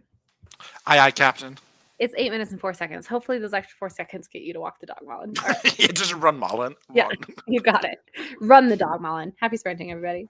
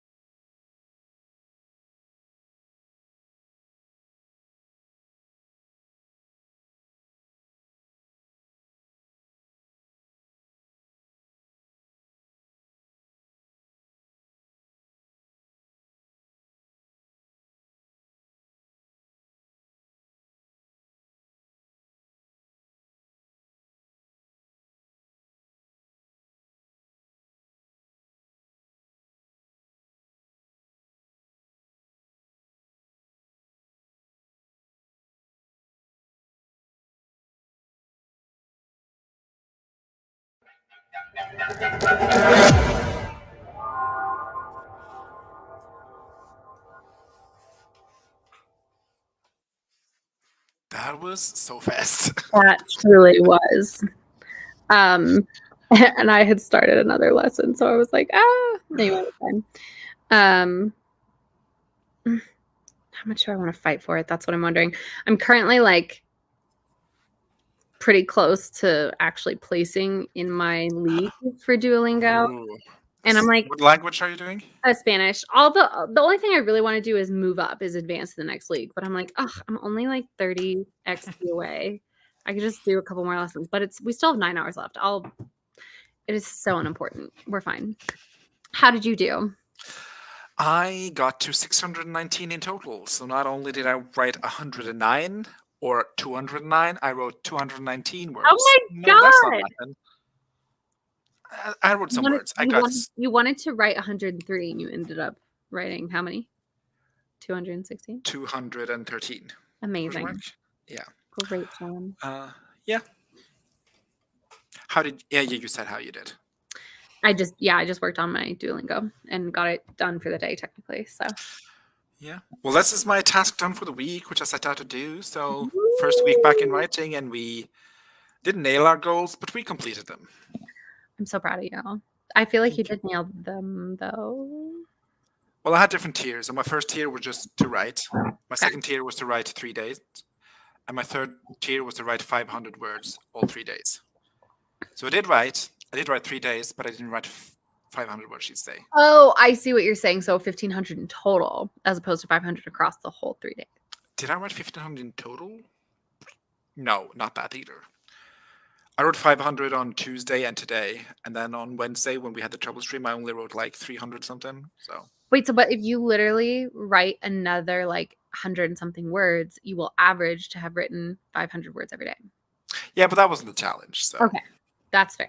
The spirit of the challenge was the habit of writing 500 words on 3 individual days.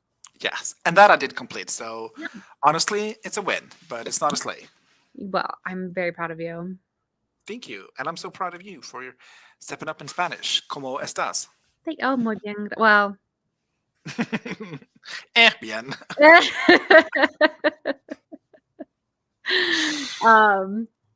So are you going to leave me here? Are you going to go off and do your own thing? You're going to go see Dude? Probably. I'll stay here for the upcoming chatty hour, but then I'll leave for the next sprint. 8 minutes sprint.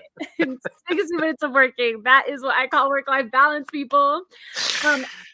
Here's the reality of it. I do have some tasks that I could do while we just chat. And so I think that's what I will work on as we're chatting. Like I need to set up a printer, and I have, hold on, let me show you. I had this in Dallas and I loved it so much that I'm going to have it now again here, and I'm going to put it under my desk on my wall. What's that? It's a big old. Oh, big old board. Yeah, actually, I bought this without measuring. So I'm actually going to see if it's, I closed my phone. I'm going to see if it actually even fits on my wall. But the idea is that once, like, you know, as we all know, and I can openly talk it about now, and yet I'm in the habit of talking around it vaguely, but as the publishing process ramps up. You sold the book? I really want to, just keep myself accountable. And I'm going to put this. Oh, it fits. Oh, slay. Oh, that is a sleigh. Oh, that's going to be great. This, I'll show it off. And my desk is messy right now because when I unpacked, I just piled stuff there. But like, I'm going to actually hang that up on the wall and like right there. And then that way every month I can write down like content planning days, like, Stay organized. And be very organized with that. So, but yeah, the rest of the stuff I have to do today is like, I have a lot of tasks to do that I can do while chatting to you. But then I have a lot of videos I want to script and like content I want to prep. And I feel like that I will need sprints for. So anyway, just to warn everybody watching, unless Steve chooses to leave, we're going to be pretty chatty for the next little bit. But I recommend... Well, I do have to leave in not too long. Like 20 it's not minutes, too long. So. In about 20 minutes? Okay, then let's chat for the next 20 minutes. And then we'll start another sprint. But everybody, I encourage people, though, to still be productive. during this chatty bit, but maybe be productive on things that you don't need total silence for. Yeah, So. like branding for Mullen, for example. Yes, that you know what? That's so true. That wasn't a break. That was a creative. We worked. We worked and we served. So, yeah.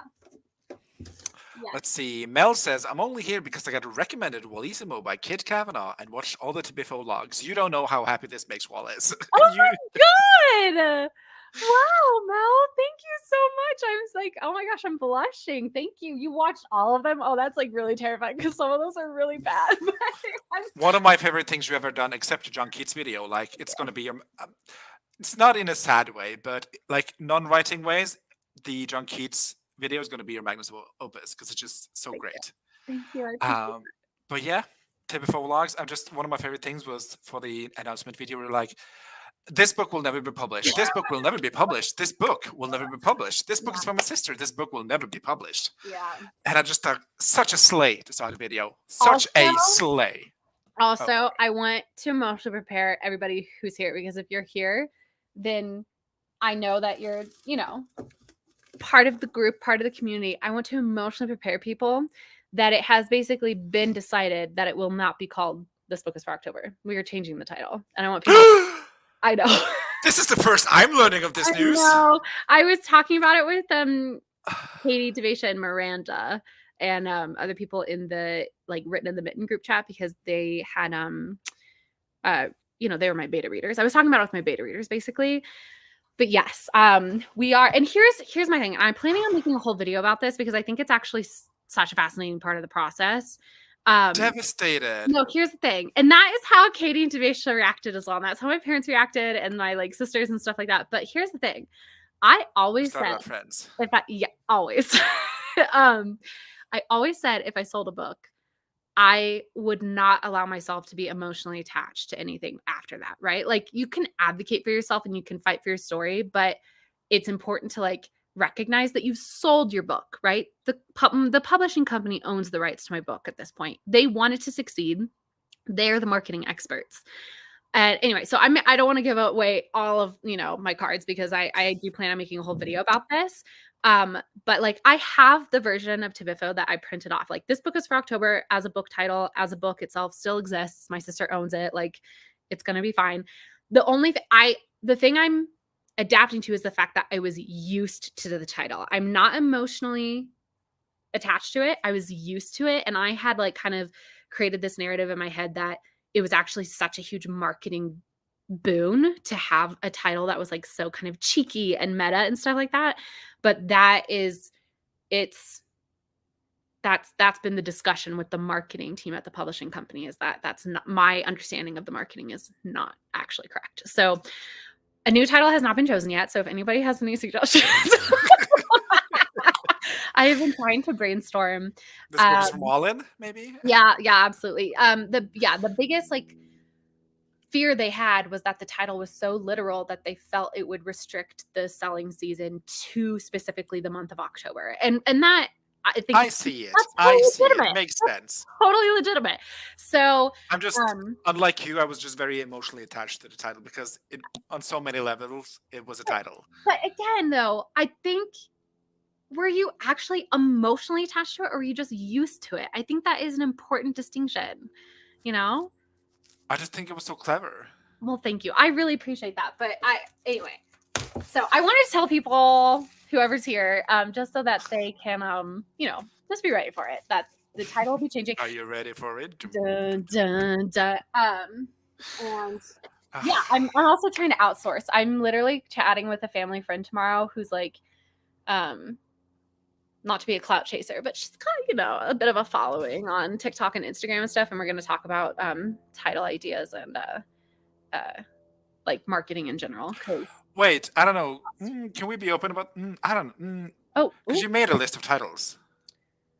I did. Oh, but that was a while ago, and I think they nixed all of them. So that's they've asked me because they provided a potential title, and I was just like, this one isn't calling to me. And so then they're like, okay, well, can you come up with alternatives? And I was like, well, I sent you a whole list in December, and they're like, come up with Can you come up with some more? Well, so no, but they're being so nice to me. They're being like so understanding of me being like hesitant. I wrote them this whole email where I was like, I want you to Dear know John. I'm not emotionally attached, but like I really feel like it would be a mistake because I feel like the title is so clever and so like grabby to the people to like exactly the kind of audience we're looking for TBFO. But they were like, look, we have they in their nicest way, they were being like, you are not an expert. We are the experts. Because like they're like, we have a whole marketing team and they talk with all of our contacts at Barnes and Noble and Amazon and all the booksellers. And even like those people at the booksellers were like, yeah, we just don't know where this would fit on our shelves. This doesn't sound like other books in the genre. And I think that's also another thing that I'm trying to like work my way through is I kind of didn't want it to sound like other books in the genre because it is so cliche. Like the story was meant to I mean, it's a Hallmark book. right. I wrote the story to be not a satire of those stories, but a love letter to those stories. And so it is like inherently a witchy book for fall. And there's nothing that makes it special. And so I was worried that if we gave it a title that was like more reflective of the story rather than the concept, it would get lost in the weeds of all the other amazing books that are getting published. But again, she is not the marketing expert, you know? Like it's not like my publisher Just two white people with opinions. right. Right. Like my publisher doesn't want the book to fall away into obscurity. So I'm like, I trust them. So I just I mean, yes, and as you say, their best interest is for you to sell this book. So they're not going to do something that's going to, harm Right. or risk Right. sales. Right. So it makes sense. Cognitive in my brain, it makes sense, but I still think This Book is for October is such a slay of a title because it's just like, Thank you. This book is for October, but also this book is for October. This book is for October. And we're gonna see. I think I'm gonna still try and pitch like, oh, I will not be doing that. This is asking me to nail this crap into the wall. We are going to be using the Command strips. command strips, but this now is becoming a task for a sprint because I got to fully focus on that. I thought this came with command strips. Anyway, I'm gonna try and see if I can still pitch like meta titles to them, like this book is for witches, or something like that, where it kind of takes the direct seasonality out of it, but because that's how I've like created my idea for marketing it. Like I have this whole Instagram reel series that I was planning on doing where I was like, if other books were titled the way my book was, and like you pull out Twilight and it's like, this book is for 12-year-old girls who want to have their romantic expectations ruined for the rest of their life, and like stuff like that to be funny. And so I could like very clearly, I see how I can market the really meta titles. I struggle right now in my lack of marketing ability to figure out how to market like the more like descriptive and flowy and pretty titles. So I'm gonna suggest more meta stuff to them, but I do think that is one of the things that they don't like. I think that they're really, I think, gearing towards a more like genre appropriate title. So whatever. At the end of the day, like I said, it's their book. I'm on their team. They're on my team. I want people to read the book. And if it doesn't have the title that I'm like 100% yes, this is the title. So, Stephanie Meyer never got used to Twilight. She wrote a whole blog post about that. It's still wigs her out that it's called Twilight. Isn't that so funny? That's just, yeah. Anyway, there was a question here I wanted to address. Yes, okay. Eva says, yeah, they are paying to change the title. It's fine. Grass on that money. You're right. So, which is like kind of, I feel like both you and me sentiment like towards this whole thing. Like, right. Whereas if Katie Ann, love her. Oh, she would. That hill, she would die on. She would plant that flag so firmly in the ground. Unless it served her creative vision. Right. I feel like you and me are much more lenient. Like we're just like, sure, whatever. Yeah. But she has that artistic integrity that we lack. Yeah, no, exactly. That's what it is, right? Like my artistic integrity for This Book is for October ended when I gave it to my sister, right? I was like, that was the purpose of that. And now it's like, now let's sell it. And like now it's magic. and now I mean, because if my editor notes come back and she's like, actually, we want this to take place around Christmas time, and I'm gonna be like, what is even happening? Why did you want my book? But for the most part, like, yeah, stuff like this, I'm so unattached to, and I'm just like, we're gonna be making these decisions, and it's gonna be Yeah. fine. I mean, they want to sell the book, so obviously they're going Right. to do everything in their power to sell the book, which is coincidentally also, my vision and your like Exactly. desire. Exactly. So, Yeah. but Um, yeah, I feel like So hold on. Grayson is saying I have 2 words, returned. I don't know what that means. Hello, Lula. I hope you are doing well. This is March Madness, where we might be sprinting. We are going to sprint once Stieg has to say goodbye to us, which I know is coming up. Jess is asking, they sent you the cover, right? Because I'd love to see that, to see what their focus was on. That might help me title brainstorm. Yeah, so they sent me. Again, I'll be making a video about all of this, but you guys are getting a little sneak peek. And I have not been told I'm not supposed to talk about this stuff, so I'm just going to talk about it. they have told you to market your book, so here we are marketing your book. Right, exactly. And besides, like 2.5 hours into like this live writing sprint, we're 15 of our close friends. So right, exactly. who's gonna at your marketing? Right. Yeah, seriously. So they sent me a cover that was like the cover concept without the title, without my name stuff. And then when they wanted to tell me that they wanted to change the title, they sent me their proposed title on the cover. I think as a way to like help me visualize, which I really appreciated. But even still, I like it. The title they propose is pretty. I don't want to like, demean their work, because I know how hard it is to title stuff. Some of the titles you came up with for your shortlist, the proposal were so bad. they were not it. No. Some of them were slay though, but No. very meta. The ones I loved were very meta. Thank you. So, I'm the only thing is I'm not going to share the title they provided right now, just because that is like their creative work, and it was like a brainstorming thing, and so I don't know that I might keep that one to myself until later when I get like the actual green light that I could share about how this process went. But no, I don't know if any of you guys watch Christine Riccio's like original videos when she was publishing Again But Better, but that was one of my favorite videos she ever made, was like the whole titling process for Again But Better. So I used to gobble up those vlogs like nobody's business. Seriously. Also, Mel, I am so obsessed with you right now. Like, you are out here doing the real work, because you've told me you've watched all of the videos, which like makes my heart so happy. And I hope they were interesting for you. And now you've given me a potential title, which is so great. I love this. Written in Blood is very sellable, I feel like, but also not very like, I don't know. It doesn't scream romance. I don't know. I know, that's the only thing. That was so people can know some of the like pitch titles that I gave, where eventually got to a place where I was kind of just shit posting.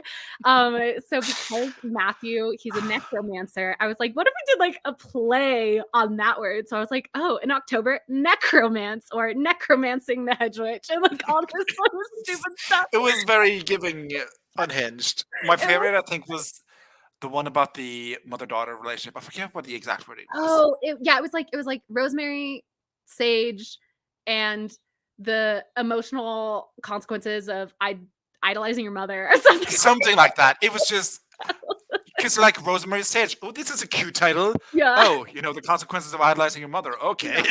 Uh-oh. We're in trouble. But again, like, but that was my favorite, but also very meta, so it wouldn't work. Not very genre appropriate. Right. And that's but the problem is that the book is so genre that I feel like unless it has a killer title, there's nothing about it that I think would actually stand out in the same way. And here's the thing. I think the thing that stands out about it is that it is the plot is important, but also it's an intentional dive into the autumnal aesthetic, right? Like, and you can't name a book an intentional dive into these titles. I mean, you probably could. That was so funny as a title. You know what? I'm gonna put that on my list. An intentional dive into the autumnal aesthetic. Yeah. I also loved. I loved Malin's suggestion. This spell is for heartache. I think that's really cute. Mm-hmm. Yeah. You can't spell necromancy without romance. I don't know. No, that's definitely what I was going for. H is for head witches. Think of a fun H word. Yeah, so that's another element too, is that I haven't gotten my editor notes back yet. I haven't started the rewrite. And one of the things I've been like kind of waiting to hear was if my editor wanted to include the appendix, right? Which was another thing I felt really made the book special, was that in the back, that this book is for October, right? Like technically isn't the story I wrote. The story I wrote is titled The Hedge Witch, which again is also not like the best title in the world because I'm not a great titler. But the reason the book was called This Book is for October was because it also had like some poetry that was October related. It also had in the back of the book, which was the appendix, it had recipes that were used in the book, like adapted recipes that you could cook to cook the meals they made in the book. It had potions, it had spells from the witches' grimoires and spell books and stuff. And then it had all these lists of like 31 happy Halloween movies to watch in October, 31 scary Halloween movies to watch in October, 31 dishes to eat, 31 activities to do. And then it had like a blank list for you to create your own perfect 31 traditions for October, right? And so that's why, and it was like a multi-year checklist. Each list you could use, I think it was 5 years in a row, which is how I had designed it. So there was like a checklist for the next 5 years. And so that's why This Book is for October was so like all encompassing. And the story within was called The Hedge Witch, which is another reason why. But anyway, to my point though, I think my editor is going to cut the appendix because it's like unnecessary. And I think that's another reason why I'm emotionally totally fine with the title change, because now it's like, it's no longer This Book is for October. No longer This Book is for October, right? Because now it's just the story that was inside. So, and not just, I still think it's a fun story. It's still an intentional dive into the autumnal aesthetic. Maybe we should call it that. Yeah, now I'm really getting used to that title now. Yeah. Right. So a kind of title like Legends and Lattes would be cool, right? Like Pumpkins and Christmas. Pumpkins and Spices. Love that. I know, right? That's so cute. Yeah. And again, though, there are just so many stories that are getting published that have such great titles, like The X Hex and my favorite. Oh my God, yeah. Her Majesty's Coven. Is that what it's called? Oh, I forget. But yeah, Her Majesty's Royal Coven, I think. Yeah, it's one of those. And the sequel, The Shadow Cabinet. Obsessed with these naming. This genre is definitely having a moment right now, and I do not pretend to have written a story that in of itself, wow, this is me really marketing really well. My book sucks, guys. Buy it. It's really basic. No, I'm just saying, like, there's so many great books that are coming out. And so I kind of, wanted to have that like claim of like, well, this isn't just another book to read in October. This is the book to read in October. But, and that's like still what I'm trying to somehow get, which I feel like is a bad strategy because I feel like my publisher has directly communicated with me that that's not the kind of not the moment. I know, but that's leave the marketing to the marketers. I know, yeah, that's so true. But I feel like again, totally up my butt. I have zero marketing experience, but I feel like the title is one of the strongest pieces of marketing that you could have for a book, right? Like title and cover is so important for first impressions. Like I just feel like I've had so many people who I'm like, oh, my book is called This Book's for October. And they're like, oh, I love that. I would buy that just off the title alone. I'm like, slay. That's great. Don't need to do any other work. Basically, I'm just upset that I can't be lazy anymore is the point. No. I would love like to get your book and then rebind it with like This Book's for October cover. Also, this is so interesting. Jess is saying Necromancing the Hedge Witch is fire. Thank you. I did propose that back in December, but I think they probably nixed it. And this is what I was trying to do. The play on words was Romancing the Stone is a very famous movie. And so I was like, oh, necromancing the stone, but there's no stones in my book. So I was like Necromancing the Hedge Witch. But it's going to go number one. You'll be unicorn famous overnight. It's not, no. I so appreciate your belief and enthusiasm. I'm trying to keep my expectations lower and realistic because at the end of the day, I wanted to sell it and I sold it. And so everything now is just cherry on top, right? To me, that's what it is. Pumpkins give that seasonal aesthetic. So Mel's suggestion about could do that. Absolutely. Absolutely. No, Mel, I want you to know I have not poo-pooed your titles. They have gone into my little idea bank. To the vault. Because I need help at this point, because I've really been, the past couple days I've just been like, I've been kind of trying to figure it out. Pumpkins and potions, very cute. You mean hell is for hedge witches? Also love that. Pumpkins are for hedge witches. I know that's, spaghetti and spell books. That's kind of funny. But then she would have to be like Italian or something. That is true. That's a good point. I mean, the spillet spaghetti is like a moment in the book, but it's not a big enough moment to make the title, I think. But I do love that. I love this. If I'm right, you'll own up to your role as a public figure. Though here, I said a long time ago that published authors are considered public figures. And so that once I was officially published author, I would cede your point. But until then, she's private. This is a private conversation between 17 people. Yeah, and I also what was I watching the other day? Lynn was watching Abby Emmons, and she had like 500 people in her writing stream. Wait, how many? 500 people watching her writing stream or something. Who? Abby Emmons. Oh, okay. I thought you said Lynn, and I was like, what?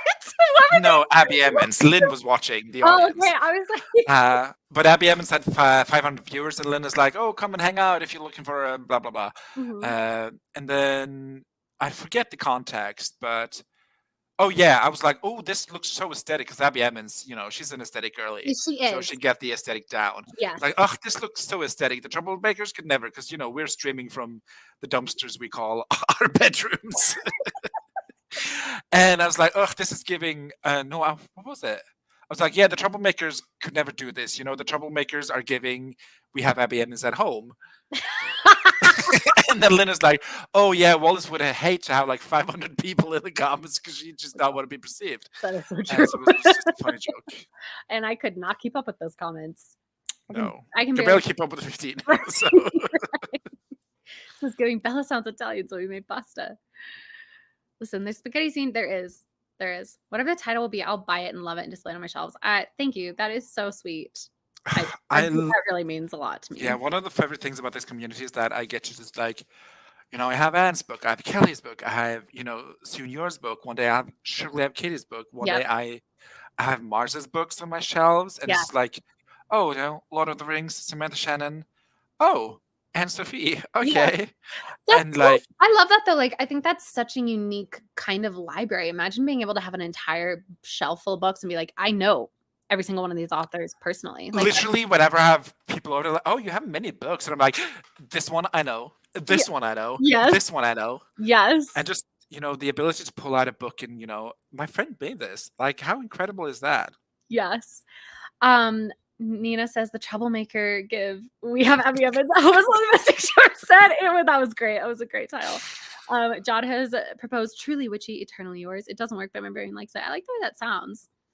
Hedge witches don't fall in love or something like that. Oh, I like this. Like the hedge witches don't da-da-da. That's, I'm putting that in my little brain pocket. Oh, how much time do you have left? I am on -4 minutes. I'm so sorry. No, you're cool. There's nothing that I cannot be late to. Okay. But thank you so much for sprinting. This was so fun. Got a lot of shit done. Invented a holiday. Yes. Got to talk about the head witch, which I love. Got to talk about my mental health. Yeah. And my possibilities of immigrating to a more sun-filled equator. Or just buying a sun lamp. Equatorial country. With the money you saved up to buy a fancy lamp, buy a sun lamp. But the fancy lamp, though, I've been eyeing that. You could put a fancy shade on your sun lamp. You can make your sun lamp fancy. It's not an either or situation. And they're pretty sun lamps, too. True. Well, I just also want to say, in terms of, this book is fucked up not being titled anymore. That's just why one of the reasons that I think I would struggle so much with traditional publishing, because I'm so like, not married, because I also want to sell my shit, but I'm so like, when I have an idea, I have an idea. Right. And for someone else to come in to say like, actually, that's not a good idea. I don't know how I would handle that. Because it's easy for me to say like, oh, I would just want to sell my book and like you're doing great. Like it's easy to say because it's not my title. This book's fucked over. But I think that's one of the struggles I would have in traditional publishing is letting go of control. But that's just one of the struggles I have in life. So yeah, For that, I really think my father, who from a very early age has instilled in me the sanctity of contract law. When I signed my contract, I felt it. I felt that release of ownership. Like, I recognize now that the rights to this book as it is belongs to somebody else. And I am now a part of the machine that will create the book, but I am in no way the most important part. And I'm in no way the controlling part. So, and I am perfectly capable and of accepting that, because that was what we agreed to. That's literally what was written down in the contract. And I take that very seriously. So. As you should. Honestly, as you should. And as a contract girl yourself, you made a few contracts in your life. And that is true. I am known for making some contracts. So, for you to take the contracts seriously and, heavy mantle to wear It would as a contract girly. Yes, it would be directly against my Crossroads demon identity to not respect a contract. Like, that's just, it's true. Yeah. So I feel like this just fits the brand I know as Wallace, or the person I know, not the brand, the person I know as being Wallace. Malin says, whatever your title is, Wallace, it's already pre-ordered, so it doesn't matter. Lol. Do they have any stats on the pre-orders? Because I figure, have they said anything? You don't have to talk about this live on main. No, truly, I have not asked. Okay. I don't know. I am curious, though, because I know a few people who's pre-ordered it, and that can't be like... Yeah, that was, I will say, and I don't want to be out here openly complaining about my publisher, because I'm so grateful for everything that they do. That was the one, if I felt a sense of upsetness, it was over the fact that they didn't tell me my title was changing until after I announced. And I was like, oh, but if we had we could have figured this out, and then I could have announced with the actual title of the book and not this title, and then confuse people, right? Because I'm like, hey, you guys have all pre-ordered this book. Now this other book's coming out. Oh, I'm sorry. My brother is calling. Okay. I think it's baby time. Okay. Got a dip. Bye. Toodaloo. Thanks for coming. Love ya. Love ya. This is so loud. Yeah, it's okay. I was like, is he gonna go or is he gonna hang out with us? So yes, it is so crazy to look at a book and be like, wait, I know that person. It is so crazy. Yes, Anna, that one is in the back of the brain. And yeah, Nina is right here. If I never need a title, I'll go to the Trouble community. You guys have great ideas.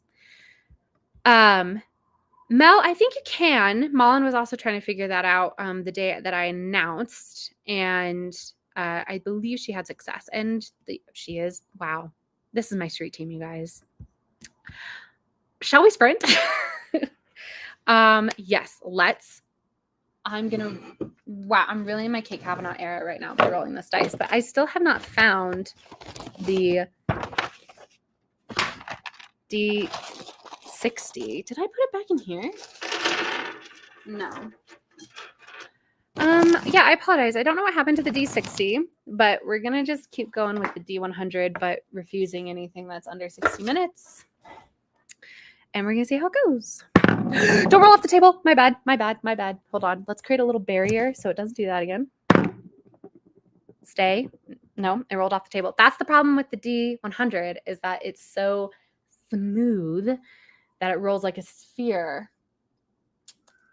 What are you? Okay, I have a D30.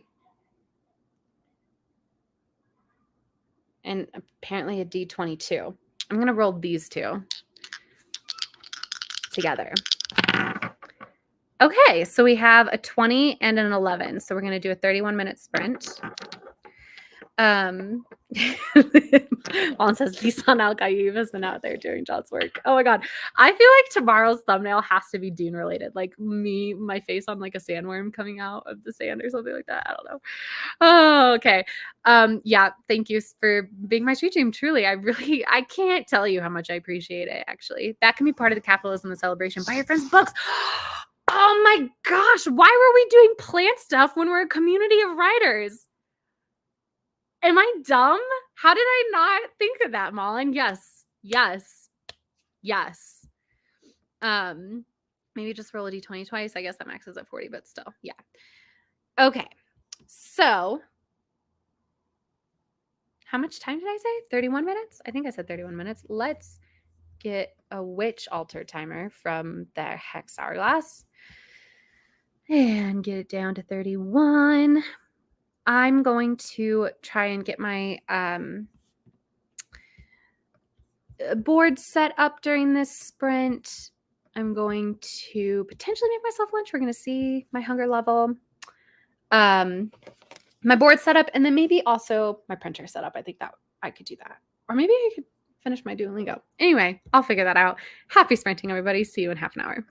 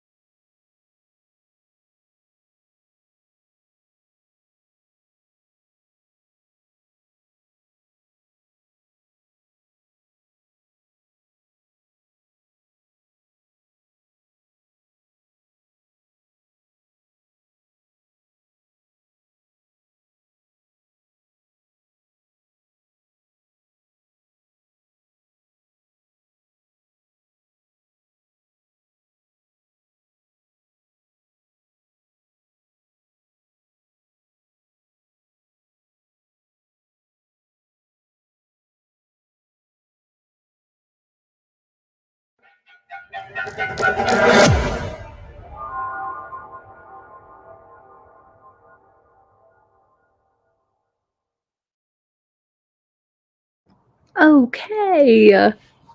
You might hear some printer sounds in the background because I'm just about done setting up my printer, which is what I did for the majority of this sprint.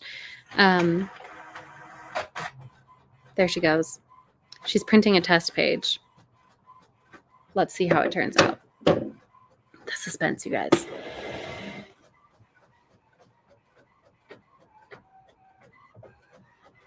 When I was setting this up, it was making the most delightful chirps and chimes at me. Oh, right. Oh, look at her.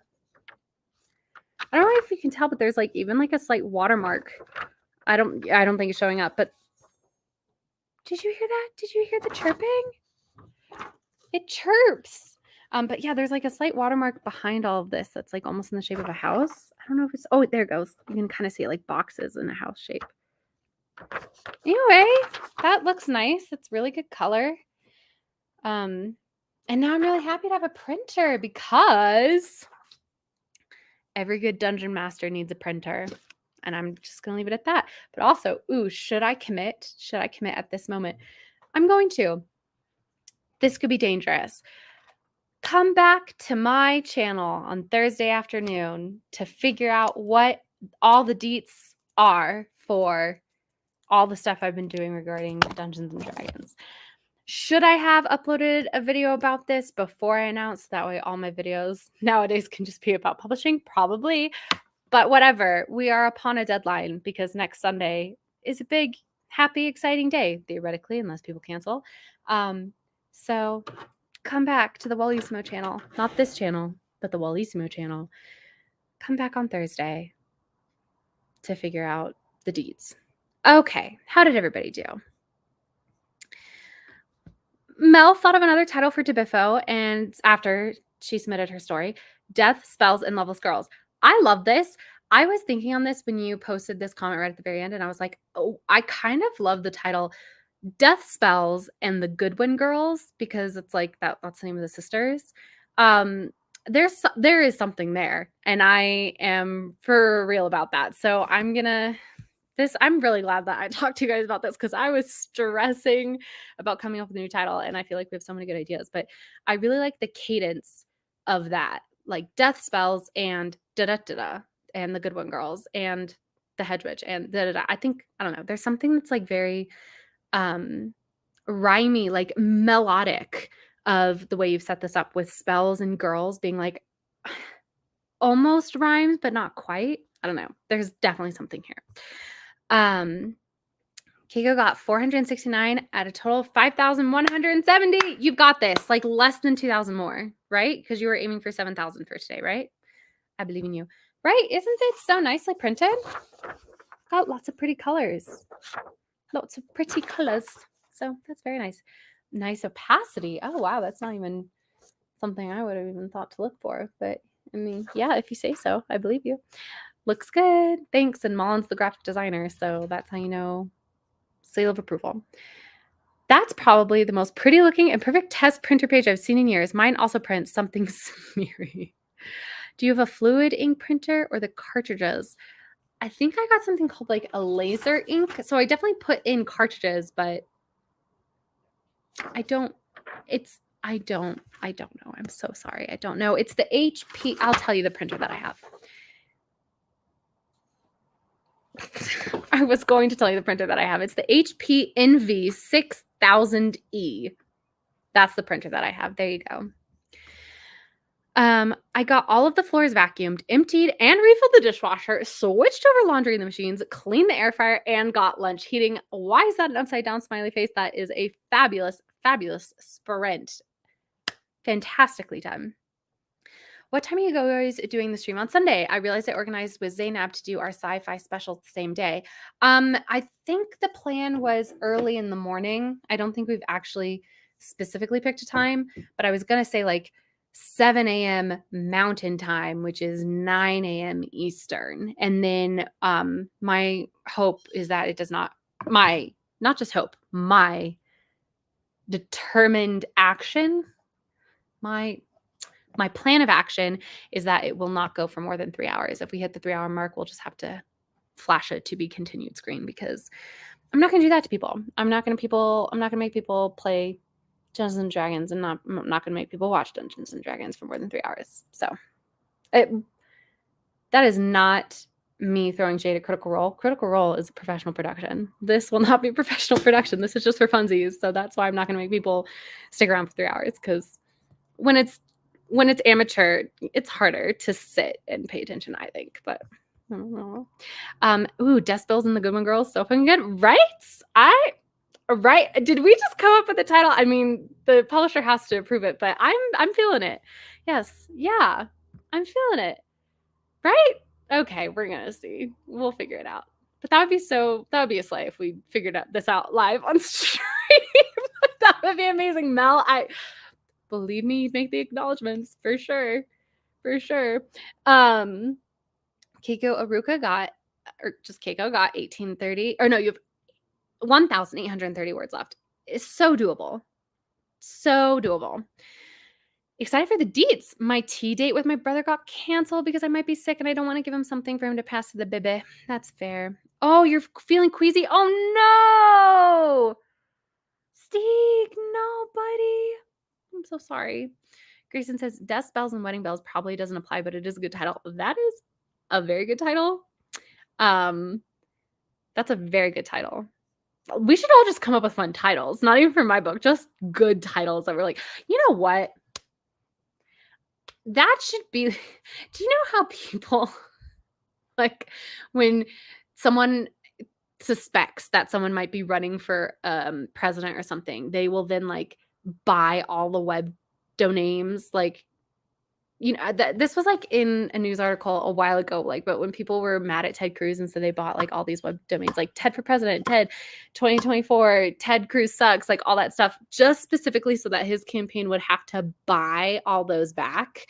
And it, like, you can make a profit doing that if you can predict domain names that might become valuable one day. We should do that with titles. I know you can't copyright a title, but like that would be such an interesting business plan of like, hey, you know how like sometimes people will, wow, my brain is going a million miles a minute. I'm so sorry, you guys. This is what happens when I'm by myself. This is a stream of consciousness at this point. But do you know how sometimes people will throw up their digital art in the Discord and just be like, hey guys, I made this cover. If anybody wants it, take it. Like I've seen that not just in our Discord, but in other people's Discords too. And like, that's the vibe, right? Like, oh, hey guys, I've made this title, but you can't just have it. You got to pay me for it. Oh man. Death Spells and Wedding Bells is really good. But I'm definitely going to add Death Spells and the Goodwin Girls on to my short list. HP printer is supposed to be the devil's printer. Well, I don't know where you got that from. They are they're looking to move all the printers to a subscription-based service in the future. Yeah. I thought that was strange when I was setting up and it was like, hey, you can sign up for HP Plus. And I was like, I don't want to pay for this. And they're like, it's free. And I was like, okay. And they're like, but if you sign up, you're agreeing that you will only ever use HP Ink. And for your computer to work, you'll have internet access and a website, or not a website, and like a login. And I sat there for a second and contemplated during the sprint. And I was like, am I going to give this company the feelings of frustration? Like, am I going to waste my time on feeling frustrated over this when it was like, the printer was like $60. Not that that's not a lot, but like your girlfriend gets to write a lot of this stuff off now because it's a writing expense because I'm printing off like draft paper and stuff too. So it was, I don't know. I signed up for it is the answer. And if I get annoyed, then I can always get rid of it. So I don't know. Okay, I think we're doing 12 Eastern, I think. Oh, so it'll like perfectly blend in because if it's 9 Eastern, 3 hours later, that's 12 Eastern. We can just send everybody. Oh, yeah, exactly. It's actually perfect. We can just send everybody off to you. Printer subscription. New book title, My Determined Action. Amateur theater, if you will. Yes, true. I mean, I have written stories just because I had to find title. I mean, that is true. Cyber squatting. I love this. Yeah. A live stream of consciousness, if you will. Yes, so true. Holland says, that just reminds me of days on Tumblr where people had really good Tumblr titles and others were upset if they weren't being used. Oh yeah, I saw this YouTube video. I think that was an investigation into how people, when a new social media platform arises, people will do the same thing. They'll like register a ton of usernames and then sell them to people because they're considered like good usernames. You know, if you can get, luckily I have a fairly unique name. So basically Wallissimo was available on every platform. But like if the one I was watching was a girl named Liz and she had gotten Lizard, and I think somebody actually hacked her account, stole it from her so that they could sell it to somebody else. This was a long time ago. I'm probably butchering the story, but yeah. Me and Lisa will be doing afternoon or evening streams this week for our retreat. I love that. Are you guys retreating together? Like in the same place? Gonna stream hop. Thanks for the stream and sprints. Bye. And hello, Min. We're not leaving. I was just saying goodbye to Keiko, but we're still going. We're going strong. This is March Madness Day 1. And March Madness is just a time in which we do a lot of work, a lot of sprinting. Oh my gosh, you guys are physically together. That makes me so happy. I'm excited. I hope you guys have a fantastic retreat at the beach. Let's go get away. If they say what they're going to say. Nicki Minaj. Sorry. Yeah. Steve, I need you back here. I need you back here to restrain my crazy. I'm just kidding. Feel better. Take a Zofran. Drink water. Hydrate or dehydrate. Oh, speaking of, I'm going to hydrate my hands with, influencer moment, guys. Are you ready? Influencer moment. I have purchased a hand cream. I know everybody's so excited. Yesterday I went to the spa and I got myself a massage because I was really going through it. And you know what? I love to pamper myself when I'm really going through it. So, and the spa was selling these hand creams, and this one was called Poet at Heart. And I felt like it was appropriate, and I'm easily influenced. And I have been looking for a desk hand cream specifically. It is not L'Occitane. It is Archive, which I love. Very literary, very library. And it is, the notes are rosehip and lavender. And it's lovely. And it's got like a whole, I'm going to read to you what this back says. It says, as enticing as a handwritten note found tucked inside a favorite old book, this hand cream has a carefully curated blend of nurturing shea butter, aloe cucumber, and macadamia nut oil. So do not use if you are allergic to macadamia nuts, obviously. But one of the reasons that I also bought it was because it is made in USA, specifically in Denver. She's local. I don't know. Denver's like 40 miles away from me. Is that still considered local? I forget what local is. What is local? But yeah, it smells amazing. And she's going to hydrate her hands because she lives in the mountains. And if she does not hydrate her skin, it cracks and bleeds and it's very painful.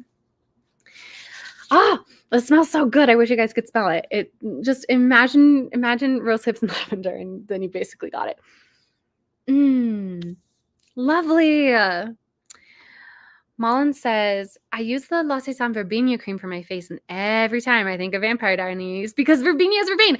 Thank you for saying that, because I've been saying this, and I have had people in my life who think I'm lying to them. And I'm like, this is an easily Googleable thing. Like this, you can Google this. And they do not believe me. I'm just like, Verbena is verbena. I'm sorry. It's just a fact. It's just, I think it's fact. Of course, now I'm gaslighting myself and thinking maybe I'm crazy. But you just said it. So confirmation bias. I'm right. Okay. In other news, during that sprint, she did find the D60. It had rolled off of the desk and onto the floor. I'm gonna check my to-do list. I have set up the printer. And oh gosh, I have so much work I have to get done. Jesus. Lisan Al-Gaib. What should I do this next sprint? Okay, I have some letters that I could write, which are like non-scary letters. Those are pen pal letters, which are fun. I could do that. Coming in hot with the information here. Jess says, vervain, also known as Verbena officinalis, and herb of the cross, is a perennial herb native to Europe and Asia. Oh, hold on. Vervain is the name in French, lol. It's a real plant. I don't know why people think it's fake, right? Like, my brother's best friend was convinced pirates were fictional. Can I admit something? I had something like this in my life, and I think I've actually said this live on stream before, but this was me, but with hippies. I thought hippies, like the 1960s flower child, that vibe, because they were always like part of in the Halloween costumes. Like, you could always, as a kid, you could always dress up as a hippie. I thought that they were like a mythological creature, the way that like a fairy is. So, thank you. Yes. Also, you guys want to know an iconic Dadissimo moment? One time, after I realized that they were real, my father and I were driving around, and I just kind of asked him. I was still young, just giving myself some grace here. I was still young, and I said, "Dad, where did all the hippies go?" And he said, "They grew up and got jobs." That's like that. The real answer is they all moved to Boulder, Colorado. If we're going to be completely honest, this town is. It is. Yeah. Hi, Lisa. Yes, Dadissimo. I don't know. Katie has mama eyeballs. I feel like I need no. I don't think so. I mean, if you saw pictures of him from the 70s, you could be convinced that he was, but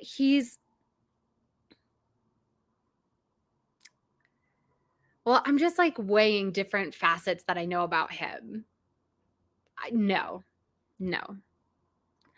Oh, Walisi dad. That's kind of cute.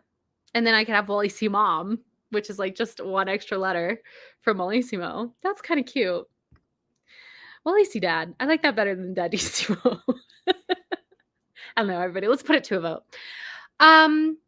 Okay. We're so off of like a normal schedule. I don't even know if it's time to sprint again or if we just keep chatting. Mommissimo, so good. That one I like better than Wallisi mom. So I like Wallisi dad and Mommissimo. There's not consistency there, but those are my preferences. Grayson votes for Wallisi mom. John says, I think that's valid because hippie costumes are very over-exaggerated, so the costume of them is basically make-believe. That's fair. That's a good point. Yeah, it's very like a romanticized, idealized version of what they were. But like, could you imagine, and maybe this is how it is, but could you imagine kids going to Party City these days and they literally have a hipster costume, you know? Like, you got the like fedora hat. Or did hipsters wear fedoras? I don't know. They wore like a kind of hat. And then like the ripped tights and the cute little polka dot dress. Yeah. Mommissimo and Wallisi dad is good. Lisa has spoken, and thus it is such to be known. Yes, I think this next sprint, depending on the length. Well, oh, you know what? That's such a good point. I love how I finish sentences without saying them out loud. I was going to say, I could roll the dice and then depending on the dice roll, decide what I will do with the sprint. You know, like how when we got an 8-minute sprint, I was like, okay, Duolingo, which, you know what? I'm going to put that on my to-do list for the day and then cross it off because I did do that. Duolingo. Dunno. Because like, if it ends up being a 55-minute sprint, I don't think I need 55 minutes to write 2 pen pal letters. Well, who knows? We'll see. So I might pick a different task, like an hour worth of working on my website or an hour worth of prepping for this coming Sunday, or maybe an hour more of cleaning because this area of my apartment is still very nice. This area of my apartment is not. Like we're gonna do a little hello. Hello. Do you see all that? So that, yeah. What I shall do for this next sprint will be determined by the length of the sprint itself. Going all over the place. Really rolling. Oh, okay. It's a 48-minute sprint. That's interesting. Malin asking, should I write more or edit a video? I'm so close to 1K. Edit that video. truthfully, seriously, if you're close to 1,000 subscribers, monetize. Get those $3 in over the course of like 6 months. You've got some emails to send, edit, then write. Okay. I agree. I think you should do both of these things, Mom, but I think you should edit first. And also, one of the reasons I think you should edit first is because, and if this is not how it is for you, then ignore me, but I find editing a very creatively charging activity and writing a creative draining activity, because I'm using my creativity to create something, which you're also doing that with a video, but for some reason I feel like my creativity charges while I edit a video, but that might just be me. And now that I say it out loud, you would think I would edit more videos, but I felt very, very creative during video. So Anna's also voting for video. So I think your decision's been made for you. Okay, let's have me look at my to-do list. Oh my God, come up with titles is on this to-do list. I'm putting that as checkmarked off for today because I feel like we've done such a good job. I'm gonna make a note to write down titles from streams, decibels, and the Goodwin Girls ?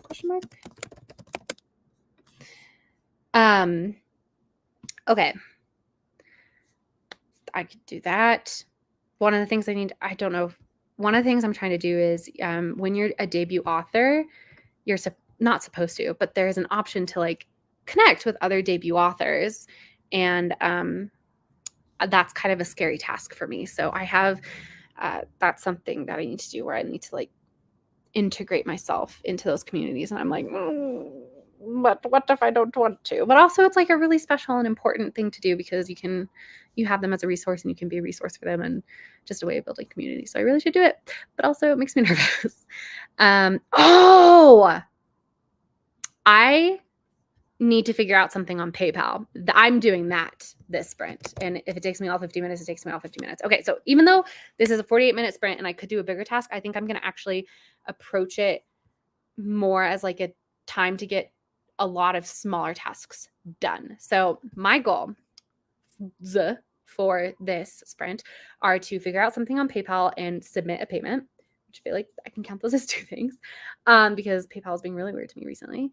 I'm going to write both of those letters, the pen pal letters. I think I could fit in maybe one more thing, a short thing.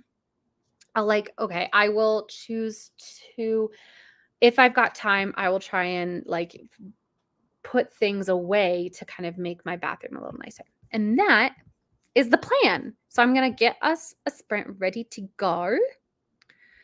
We're going to do the spooky woods timer. No music with alarm. 48 minutes. Let's get you down. There we go. No. There we go. Present. Share screen.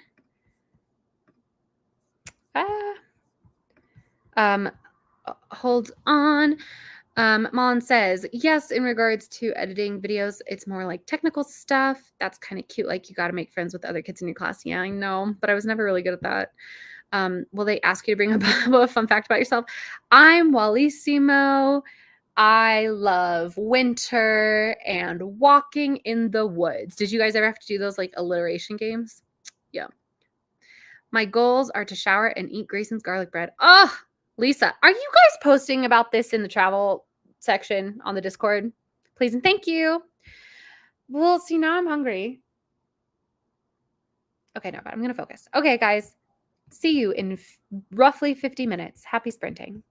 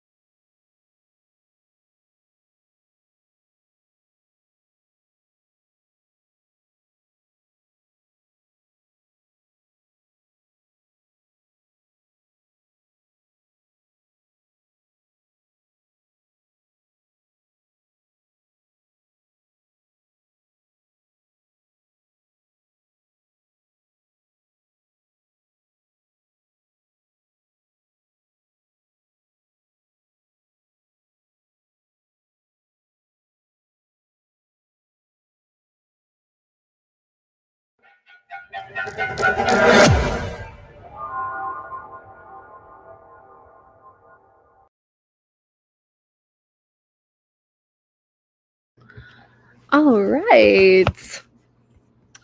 Let's see. Anna, I'm currently on a road trip, so I watched a lot of Tennessee Highway go by, LOL. I love that you are joining us on this journey, on your journey and on our journey. We are journeying together, but separately. Grayson did a lot of email. I didn't do email, but I responded to messages across multiple sites, including a message from Grayson, if that is not so appropriate. I got so much done. What were the things I said I wanted to do when we started?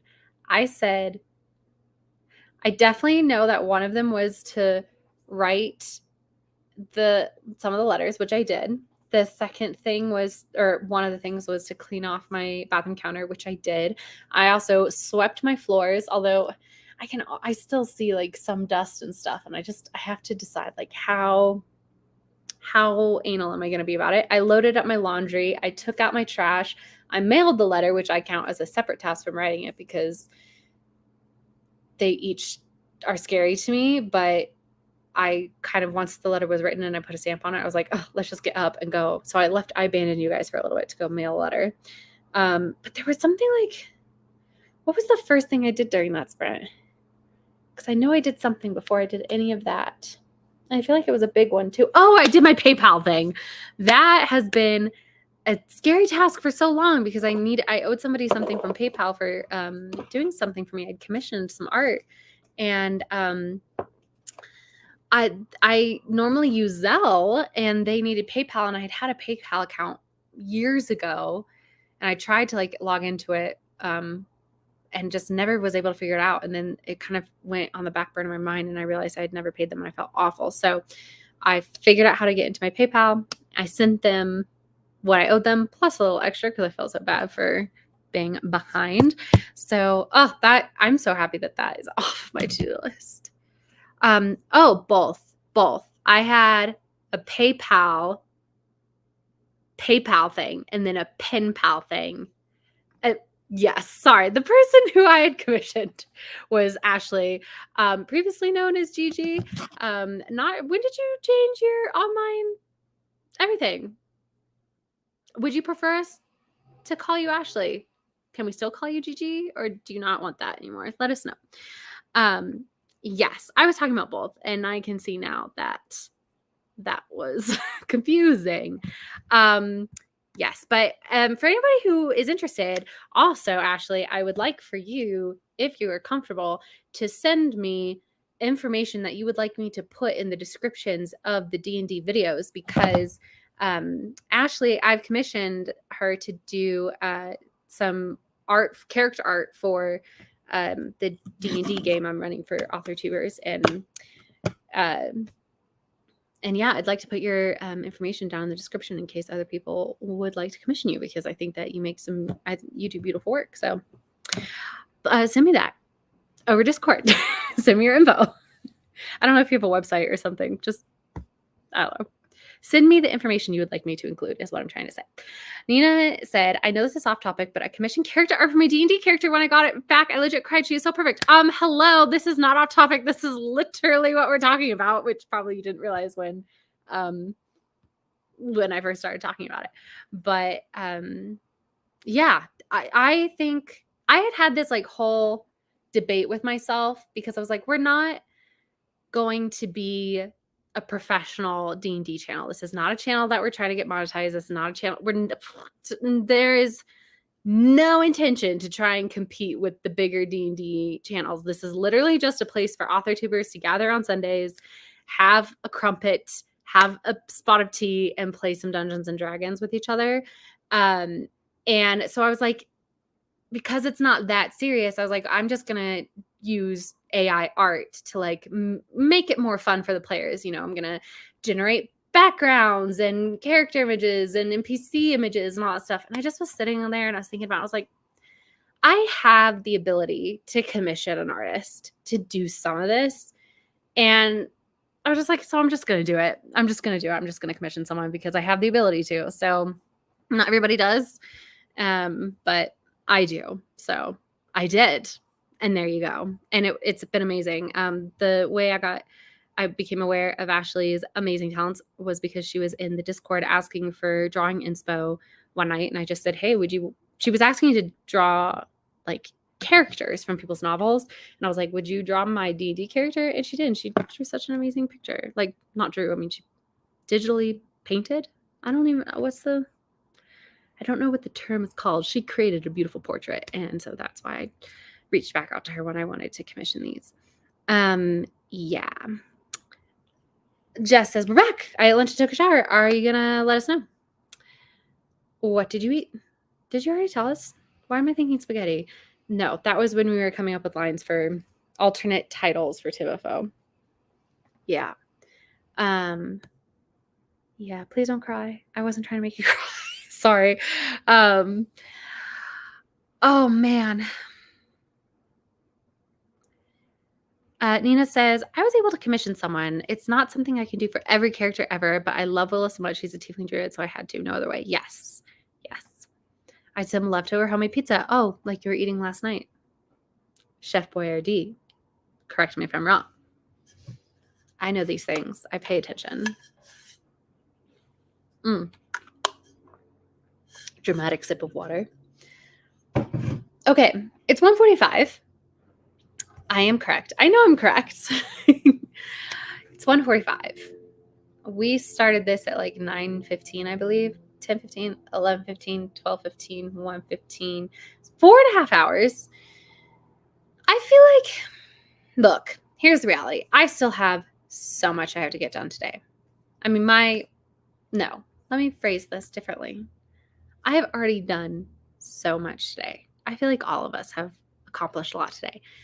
My to-do list still has many unaccomplished to-dos, but nowhere in the setup of the day did I say I was required to do all these things today. This is my March Madness to-do list. So I'm just going to write them off. I'm going to list them off. 1, 2, 3, 4, 5, 6, 7, 8, 9, 10, 11. I've done 11 tasks today. Now, granted, some of them were smaller, like doing Duolingo and stuff like that, but I think I want to do one more sprint. And even though like my desk is still messy and there's like things in my environment that I want to get done, I recognize that that is mainly a procrastination technique at this point.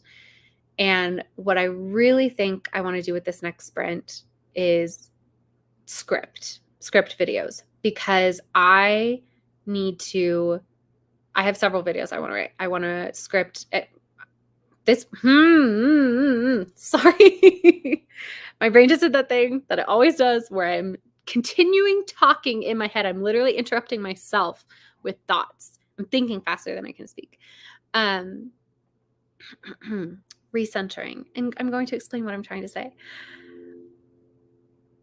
I have a lot of videos that I need to script, film, edit, and upload.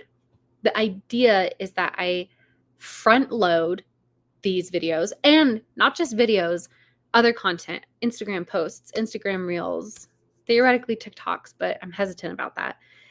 And I want to create a whole bunch of content and get it up and get it scheduled, because that way, once I start really diving in on my rewrite, I don't have to focus so much on content creation. So what are hopefully the upcoming videos I would like to make? I want to make a video all about my actual submission process, what it was like first going on submission, and then like everything from getting the offer all the way up to signing the contract, just kind of giving a general detailed timeline about that. So that's one video. And theoretically, I want that video to go up on this Tuesday. Then for this Thursday, I want to script the announcement video for the D&D channel. Then at some point, I want to make a video where I go over my amazing writing bag that Becca C. Smith made for me. That is, my brain is not functioning right now. It's Hitchhiker's Guide to the Galaxy themed. And it says, don't panic on it. And it is literally made out of a towel. And for people who don't know, Hitchhiker's Guide to the Galaxy is my favorite book of all time. And so she made me this beautiful bag, and I turned it into my writing bag. And I was like, oh my gosh, this would be such a fun video of like writing bag tour. What's in my writing bag? So that's 3. Speaking of tours, I want to do a like desk tour video, how I've set up my situation. One of the reasons why I was like, I have to get a hand cream. She has to get a hand cream for that desk tour video. And then what else? I had other ideas too. Oh, right. I want to work on my website and I want to get that uploaded, but I also, that is a video I want to make. It's like a website tour video. And then also I want to make a video where I talk about the fun day that I had having my author photos taken, which was also kind of a vlog. Oh, and I also have a vlog. I have tons of vlog footage from a recent trip to the UK and my cruise that I was on last week. So these are the wealth of ideas of content that I currently have. And I also want to be doing Wally's Milk Cook stuff. Can't forget that. Okay, guys, I have an idea. Next sprint, hopefully a long one.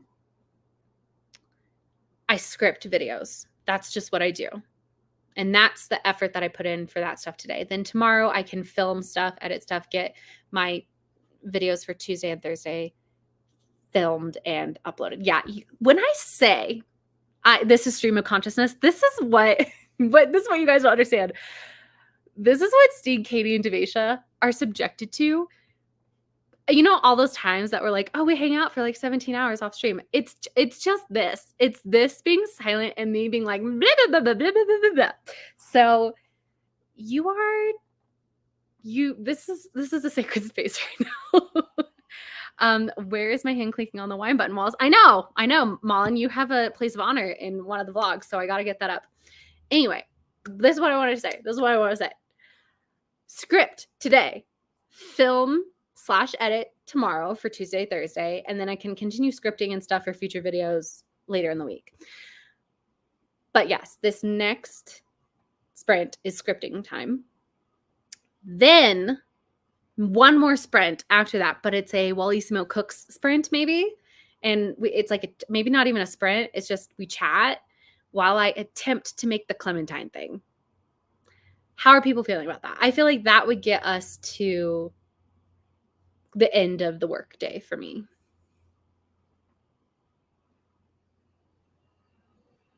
That's what I'm thinking. Let me know your thoughts. Also, when did all of these people become mods? Like, I know John's been a mod. I guess Malin and Anna have been guests before. I feel like everybody's wrenched all of a sudden. Okay, people are up for it. Charge! Okay, great. So we're going to roll the D60 again. And, I'm going to say, you know what? This is what I'm going to say. That's what was written. Lisan Al-Gaib. Lisan Al-Gaib. That's another thing. I kind of want to go see that movie again. Like maybe tonight as a reward for this work day. Yeah. Maybe tonight I'll catch like the 8 o'clock showing or something. We'll see. This is what I'm going to say. I'm going to let this roll 60 minutes. If it is under 10 minutes, we'll go for it because I'm sure we all have a scary task that we've been avoiding that would take us less than 10 minutes. And I would love to encourage every single one of you to participate. It's like my own way of forcing you into a miniature scary hour. If it's under 10 minutes, we'll go for it. If it's between 10 and 30 minutes, we're not going for it. I'm going to roll again. So basically, this sprint could be anywhere between 1 to 10 minutes long or 30 to 60 minutes long. Okay? Prepare yourselves. You know what? I should roll this in a dice tray because this thing keeps going all over the place. Here we go. Let's just pull this bad boy out. Dice tray. Flat. Take the stuff out. Roll.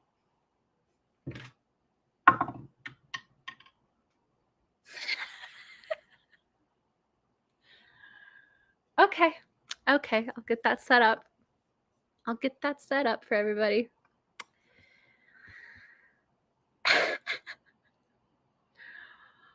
All right, everybody. I hope you're all ready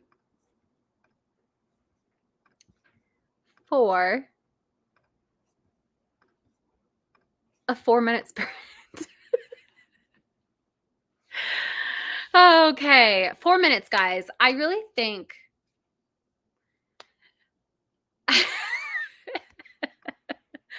I really think everybody has one scary task. Before we start this, okay? This is gonna be therapy with Wally Smo for a second. Center yourself. You know, if you can, put your feet on the ground. Get grounded, sit up straight, fix your posture. Big breath in. Now that you've done that, think. Bless you to my neighbor who just sneezed.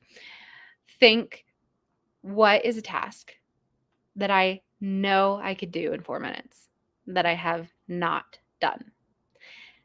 If it is as simple as you've been holding your bladder when you know you shouldn't, and you should just go up and go to the bathroom. If it is, I should drink 8 ounces of water. Malin and Anna, you can both drink a cup of water while doing both of these tasks. So you can put your plate in the dishwasher, Malin, you'd be primed. Plate in the dishwasher, grab a cup, fill it up, drink. Anna, sippy while those country singers are having their soap opera stuff. Okay? I'm for real, guys. This is a self-care 4 minutes, but not like a pampering self-care 4 minutes. This is a doing something as a favor to yourself 4 minutes. All right? I'm gonna focus on doing like a small grounding meditation outside and drinking some water. That's what I'm gonna do. Happy sprinting.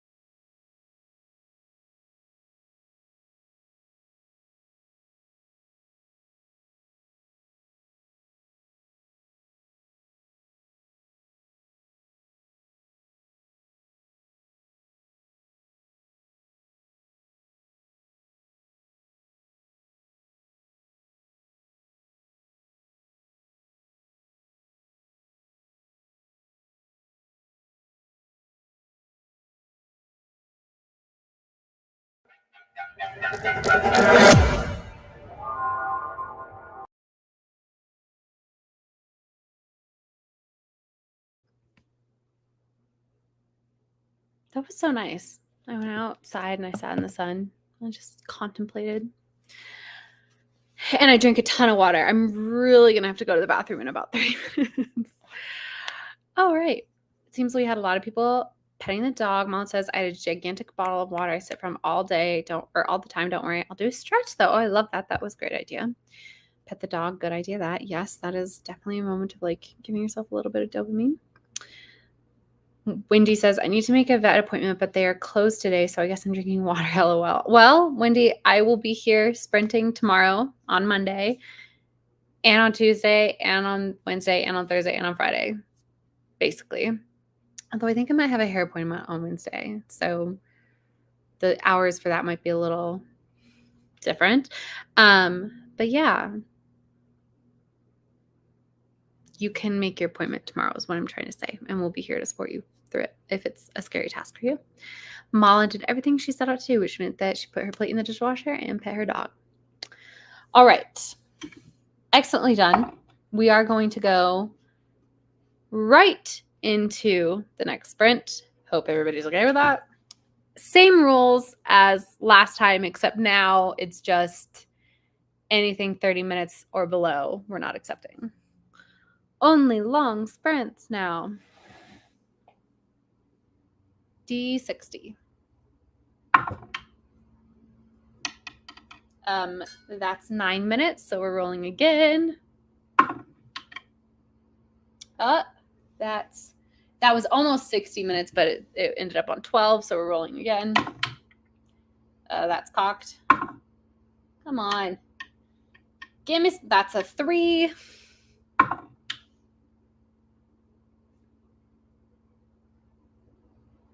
Oh, that is a 59. So about as long as you can make it. Just about. We're going to do the exact same timer we were doing, though, because, like, why do anything other than that? Truly the ends of the spectrum here, you guys. An hour long. I think this is going to be good, though, because I really need an hour to get into the scripting. And that'll take us to 3 o'clock Mountain Time, which then means the last little bit, if people want to stick around or not, can just be my attempt to cook that like Clementine thing. So yeah, I will be scripting during the sprint. What's everybody else going to be doing? This final big sprint.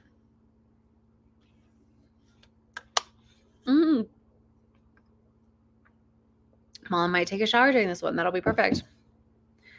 I have been taking so many showers recently because I've been kind of chilled to the bone. So, Jess has more kitchen cleaning to do. Nina is going to try and finish all of her spreadsheets. It's going to be a great sprint. I have such faith in us. I do believe I'm going to move to my couch for this just because I've been sitting in this chair for so many hours. I think it's time to switch things up. Wendy is going to keep working on refining her outline. Love. All right. Excited to check back in with you all and see how everybody did. Happy sprinting.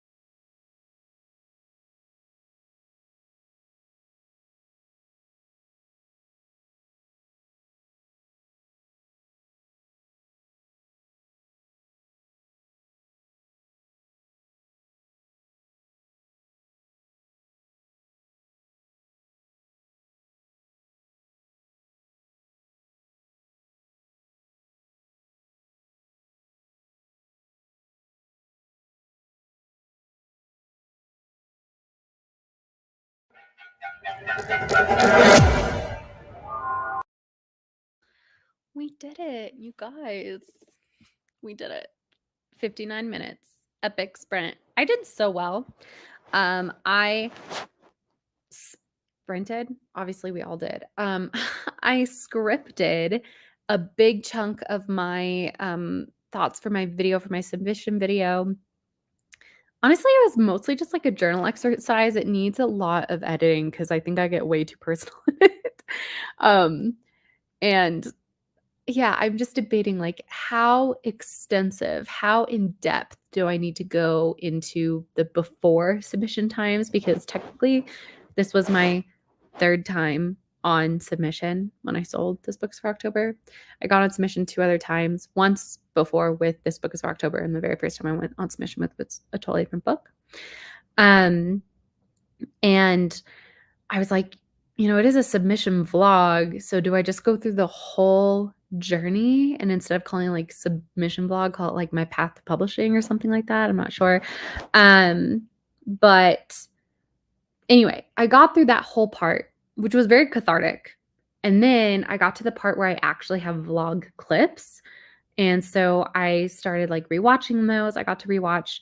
I filmed Devasia and Steeg's reaction to me telling them that I had an editor call. And I also filmed all of their reactions to me announcing that like I basically got the offer. And those are so much fun to watch because that was such an incredible day celebrating that with them. So anyway, that's what I did. I worked on my video for hopefully this Tuesday. Let's see how everybody did. We had Great pop in at some point, but I don't trust her serving us enough to believe that she's still here. But if you are, love you, miss you. Hope you're having a great time. Keiko's back. Hello. Happy stream hopping. Hope you're doing well. We did do it, Wendy. I'm so proud of us. Malin, you took a shower and got to 15 minutes edited of the vlog. Worried it's going to be a long one. Me too. We're in the exact same boat. But I say this to you, even though I don't believe this for myself, I say this so sincerely to you, Malin. Please put up a long vlog. I will watch the entire thing. I love listening to your thoughts and seeing your experiences. So please make it a long vlog and don't be afraid of a long vlog. Grayson's almost finished a job application. That is, wow. Sorry, there is so much drama happening right now in my apartment complex. Everybody's walking their dogs.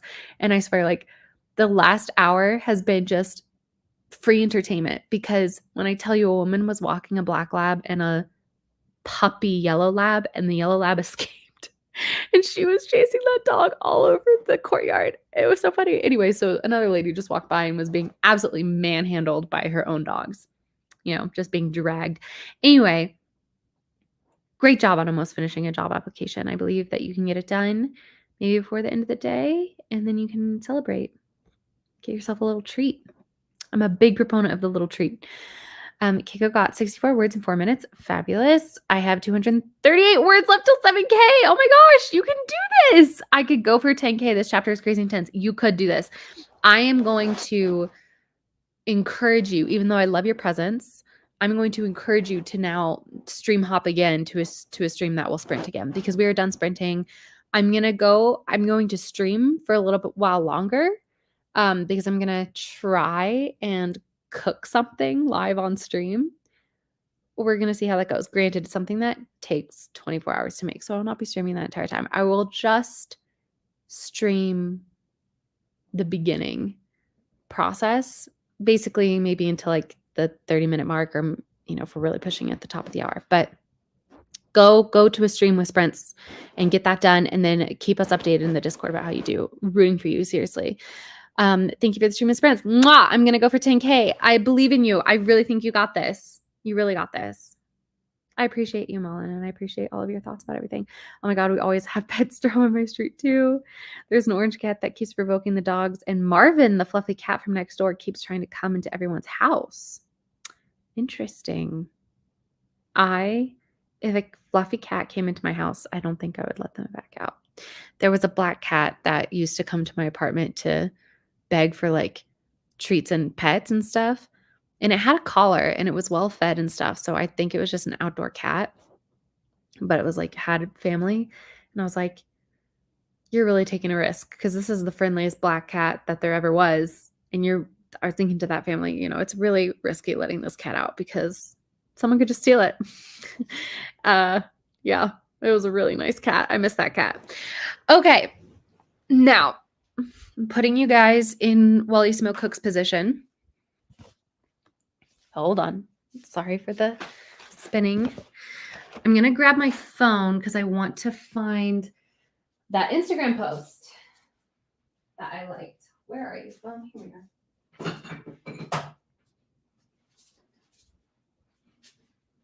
Is anybody else going to be cooking? Let me know. Instagram. How do you see what you've liked on Instagram? I'm so inept. Your activity likes. Oh, here it is. These super simple clementine possets will be your new favorite spring dessert. Simply combine clementine zest, heavy whipping cream, and sugar into a pot, bring it to a boil, and then simmer for a few minutes before removing from the heat and adding your clementine juice. Make sure to strain it beforehand to get out all of the remaining zest and pour it into the skins of the fruit or any sort of ramekin or dish you prefer. Looks so Set good. in the fridge for at least a few hours. I prefer them overnight, but the texture is absolutely divine either way. I can't wait for you to make this. Enjoy. All right. These super. Shh. Okay, how do I? Okay. The recipe is in the bio. No, in the description. Okay, so you need 3 medium-sized clementines. Wow, that's it? Only 3? Why did I buy this huge bag? Oh, because these are mandarins. These aren't clementines.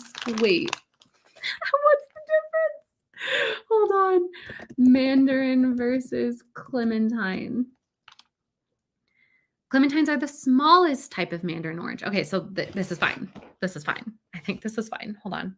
I have you guys on top of tomatoes right now. I feel like that's treacherous. Let's put you on the fruit bowl. We'll take the fruit out of the fruit bowl, and we'll put you guys in the fruit bowl. Okay. So 3 medium-sized clementines. I don't think these are medium-sized. I think these are just like clementine sized. Oh, why is this? I need some scissors. Hold on.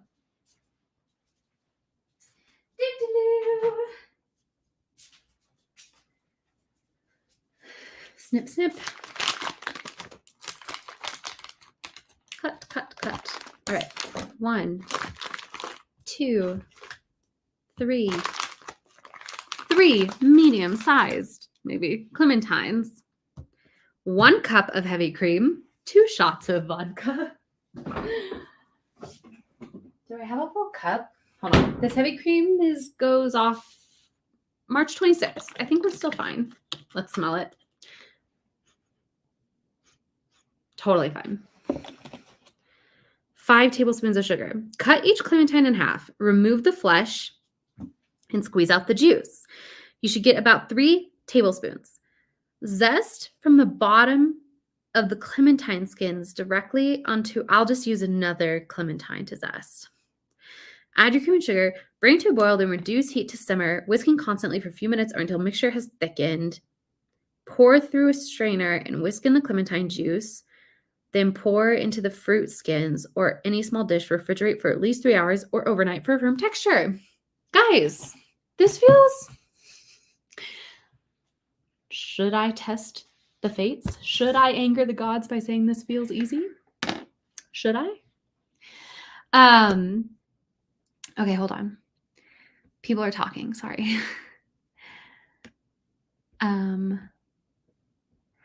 You know what? I did not steal that cat at the end of the day. I didn't. I let it out.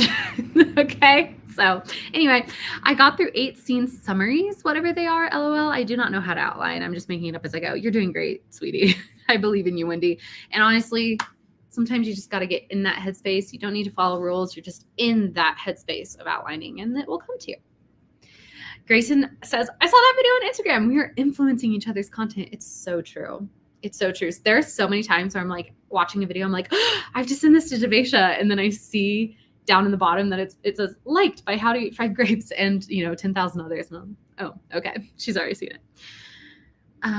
Lisa says, hello, I am back. I showered, ate, procrastinated for no reason. Lisa, Grayson's garlic bread slaps, and I feel like y'all should know about it. I'm jealous. Please post in both the travel section and the cookbook section. I'm going to remove the flesh.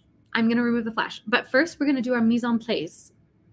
I think that's what it's called, where you're supposed to get all your stuff ready to go. So we're going to pour out our cup of heavy cream. We're going to get our sugar, 5 tablespoons. I think it's what it said.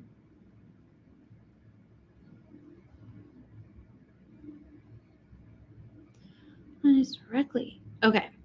That's what we're going to do first. Oh, first we're going to put on an apron because we got to protect as best we can our wool sweater. Honestly, I should probably change out of this like pure white sweater if I'm working with orange juice and stuff, but it's fine. It's fine. Do you guys know that folk song, Clementine? It's like, how does it start? It goes like, in a cavern, in a canyon, excavated by mine, was a miner, a 49er, and his daughter, Clementine. Do you guys know that song? How much heavy cream? This is what you guys are going to learn about me, is that I cannot internalize instructions. It's a cup. It's 1 cup.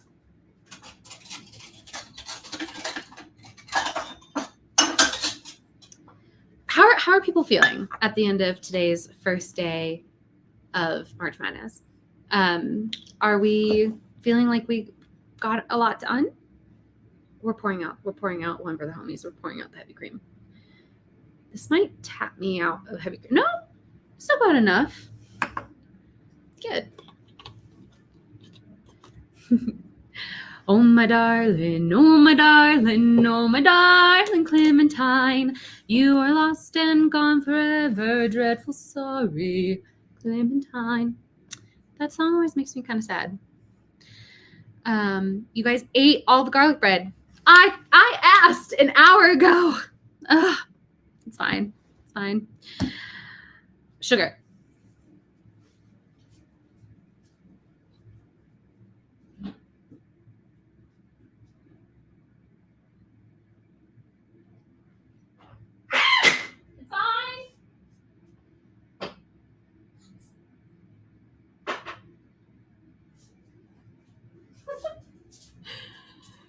I do not know if you guys just heard my absolute scream, but we're fine. Nothing broke.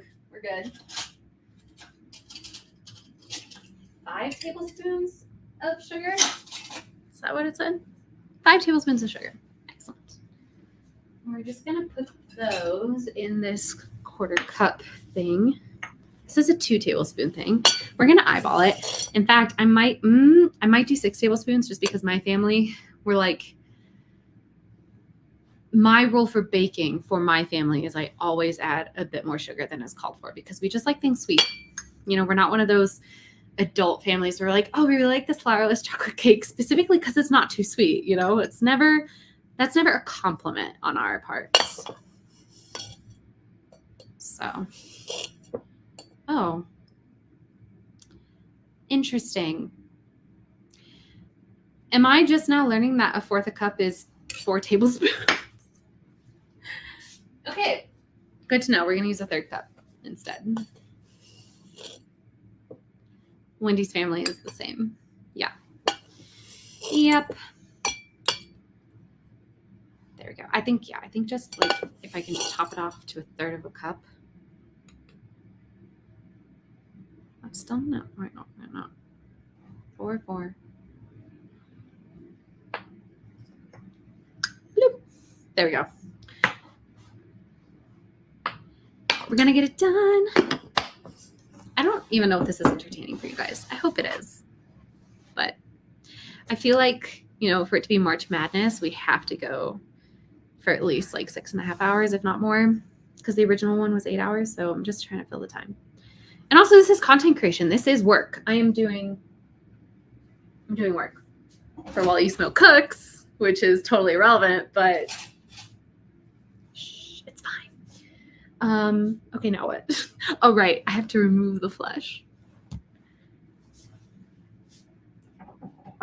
Let's get a little cutting board. Baby. Do I cut it in half? What does she do? Let's see. Hold on. She's about to tell me what she does, I think. Okay, it looks like they were cut in half down the equator. So that's what we shall do as well. Got a paring knife. Let's see. You're entertained? Okay, good. Entertained. It is still a type of body doubling, which helps me get things done. Oh, good. Excellent. That's the point of it. So I'm glad. Okay. Whoa. Look how. Oh, and transported. That smells unbelievably good. That smelled delicious. I love citrus. I'm like slowly becoming allergic to all fruits. And I'm going to try and nip it in the bud, but I really want to prevent it from happening to citrus.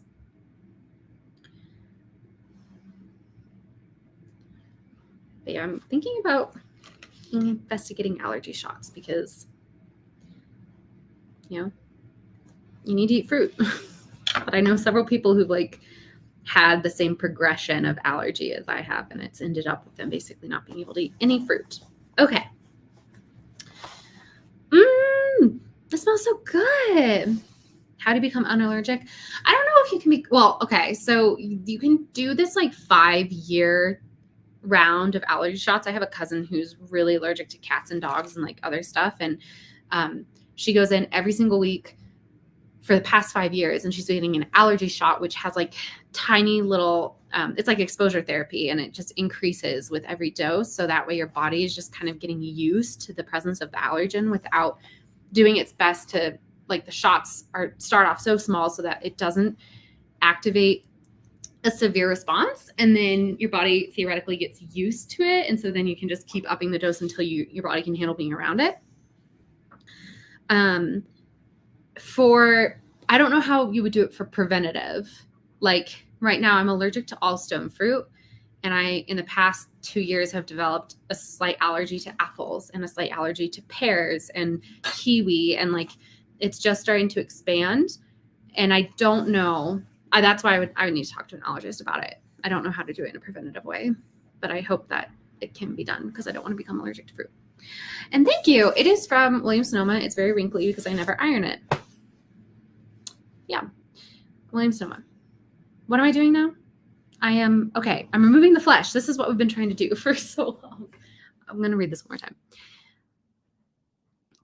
Cut each clementine in half, remove the flesh, and squeeze out the juice.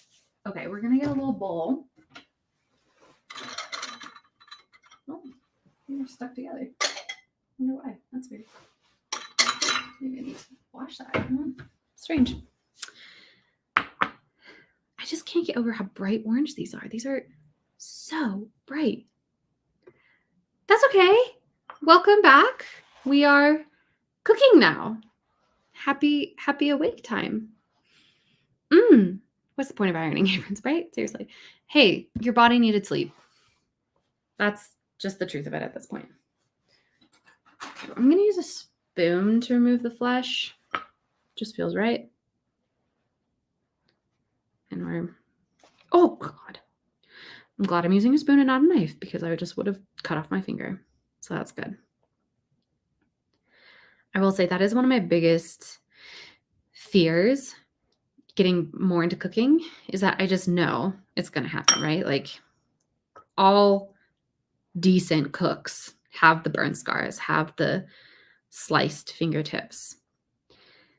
But I live by myself. So the idea of like cutting off the tip of my finger and having to deal with that by myself. Oh my God. Did you guys just see that? How the hell did she remove this flesh? Easier said than done, I'm going to say right now. Because, like, I'm trying to remove this flesh. And this is so inappropriate. She be squirting everywhere. I just have to say it. It's just Squirt City over here. So inappropriate. She's using her hands. Okay, fine. Fine. We're going to take off our ring and put it in our little ring bowl that we keep by our sink.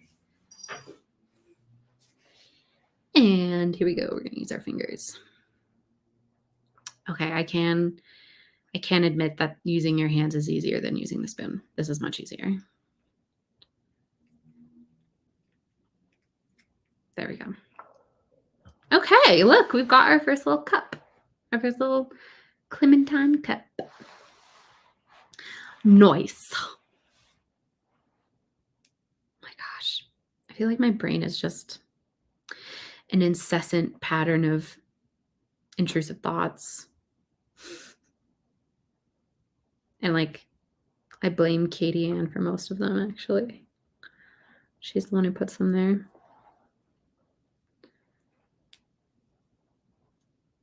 Oh, there we go. About 3 tablespoons.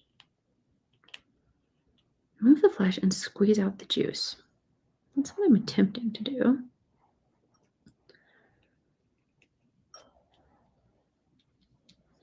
Maybe I should put on some of the StreamYard music? Just because it's like kind of quiet. We're squeezing. We are squeezing the juice.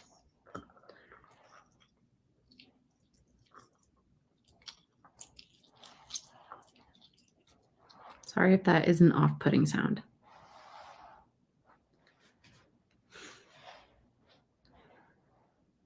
You just peel them like an orange without cutting it. See, I don't peel oranges very gracefully. So if I did that, our cups would be destroyed. If I tried to peel these the way I would peel an orange. I'm just like working my finger through there. This is so weird. I'm working my finger through there, trying to create a gap between all the sides of the... Defo an off-putting sound. Oh no, I'm so sorry, guys. Oh no. It's like a squelch. I actually really love that word. I think it is so descriptive. Squelch. That's an onomatopoeia for sure. For sure. Hold on. We're getting close to excavating this one. There she blows. Oh, we're going to have to plug that hole. Oh my God. Why is everything suddenly so sexual? Sorry. Squelch. Squelch. I can't believe it's actually like picking it up. I can't believe you guys can hear that. It feels kind of quiet to me. Sorry. Woo! Hard work, guys. But speaking of hard work, I do feel accomplished with the first day of March Madness. I'm glad that I signed on. Oh my God. Are you seeing that when that happens? Does the camera pick that up? The like, oh, I just thought of something really inappropriate, and I'm sure you can all follow where my mind went. And so we don't need to say it out loud.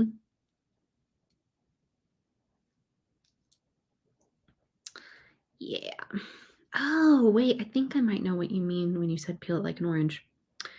Because I just did something that was much faster than what I've been doing. Oh, look at that. Look at that. Squelch. Sorry. Lisa says, I just want you to know that saying squelch after does make it funnier, but does not make the situation any better. I'm sorry. I'm not trying to say it after. I'm trying to say squelch as I'm squelching. So that way the word squelch not overshadows.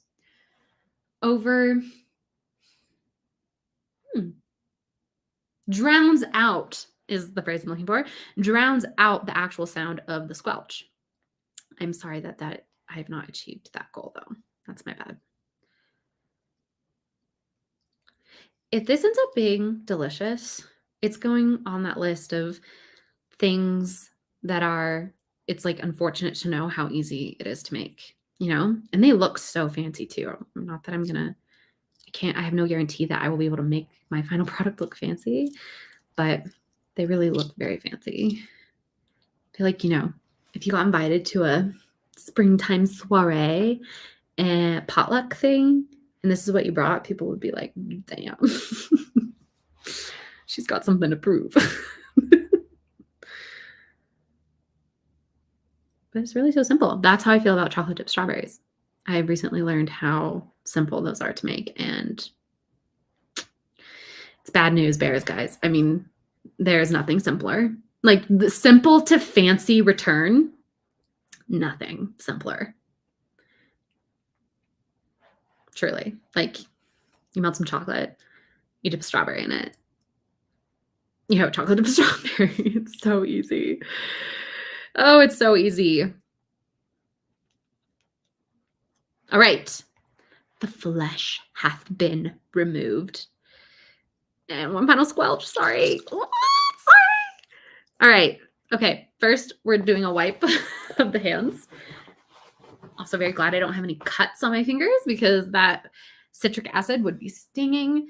We've got lots of flesh in there, but also lots of fruit blood, also known as juice. I'm going to wipe up this area really quickly so my marble doesn't stain. Just a quick little scrub. Clean as you go, as they say. Hey, oh no, my Instagram reels readjusted. Hold on, I gotta find the Instagram thing again. Hold on. Okay, sorry. So Malin says, just gonna lay it out there, but this is exactly how Handy Mandy talks about her recipes. Oh, we just know it. And then Wells just proving my point more and more with every sentence. I'm sorry. Oh my gosh, everybody! Very well done, Grayson. That's a big adult task. I'm very, very proud. Best of luck also. What's your goal? Like how many applications are you trying to get through to submit? What was I doing? Oh, you guys, I have zero attention span. That's fine. Okay. Also my phone is covered in orange juice. Oops. Hold on. Come on. Okay. Cut each clementine in half. Done. Remove the flesh. Done. Squeeze out the juice. Done. You should get about 3 tablespoons, roughly. Zest clementine skins directly into a small saucepan. Okay.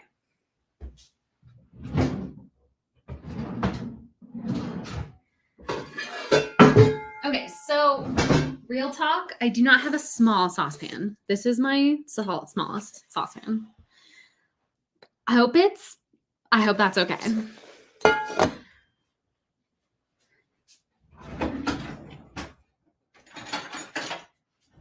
Oh, here's an idea. Just to create more dishes for myself, I'm going to put all of the clementine pulp into this little lemon squeezer. And then I'm going to just extract every ounce of juice that I can.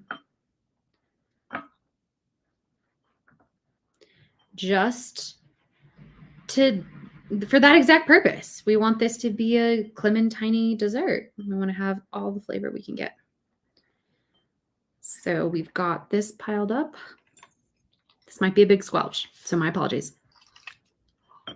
Some of them popped out and fell on the floor. Oh no. I'm such a disaster. Whatever. We celebrate disasters. Oh, the gods are punishing me for my hubris. Oh gosh, that was such a big squirt. Oh man, and I already mopped today too. Oh well, whatever. This is the joy of life, you guys. This is the joy of cooking. Trademarked Julia Child. Where is that other one? Here he is. We're just going to Leap this up just a little quickly. Okay. Do that. I definitely think we've got 3 tablespoons. Maybe.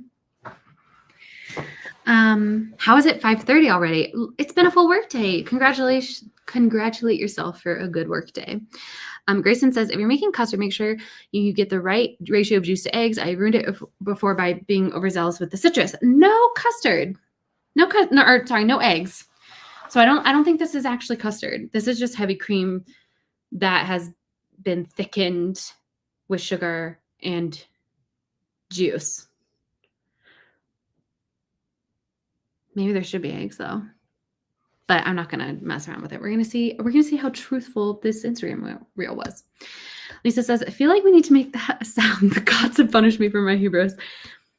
Many a human have uttered that sentence in their lifetime, I assure you. This is my next favorite tool in the kitchen. It's a microplane. I feel like these are pretty common, but then when I mention it, people are like, what is it? And so if you don't have one, microplane for zesting, grating ginger, garlic, everything. So amazing. You just grate, tap, tap, tap, and it all falls into the pot. I love it. So it said to zest the bottom of all the clementines. So I'm just going to fully zest 2 clementines because I feel like that will equate to roughly the same. And I like them zesty.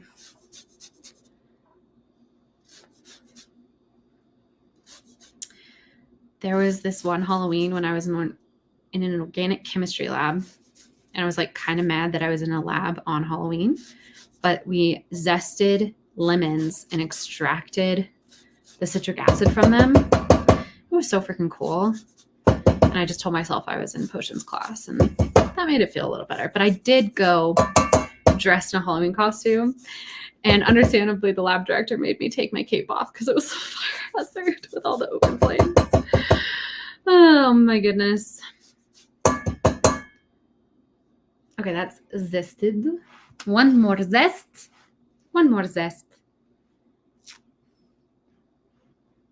That was a lot of zest actually, but I think we are gonna go for it. I'm gonna do 2 full zests.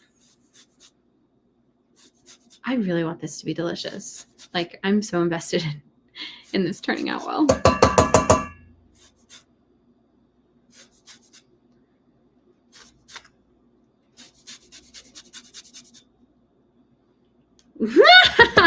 Mullen says, and the voice, no capes. So true. Mullen says, I've just finished editing all of the Saturday day in my 10K weekend vlog, and it's at 18 minutes so far. I'm so excited. You have no idea. You're not fully clean unless you're zestfully clean. Is that a movie reference that I'm not getting? That feels like a movie quote, but I don't know it.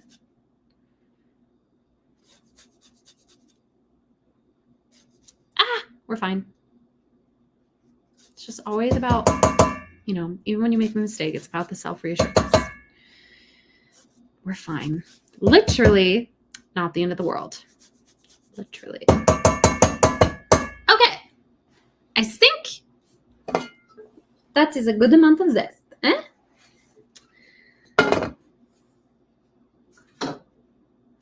So then what? I feel like we're then pouring in the cream and the sugar. Directly into the saucepan, then add your cream and sugar, bring to a boil, then reduce heat to a simmer, whisking constantly for a few minutes or until the mixture has thickened. Okay. Pouring. Glop. That's the noise that I just made. That just went glomp. Smells so good. Putting this in the sink. Clink, clink, clink. Sugar. Boop, boop, boop, boop.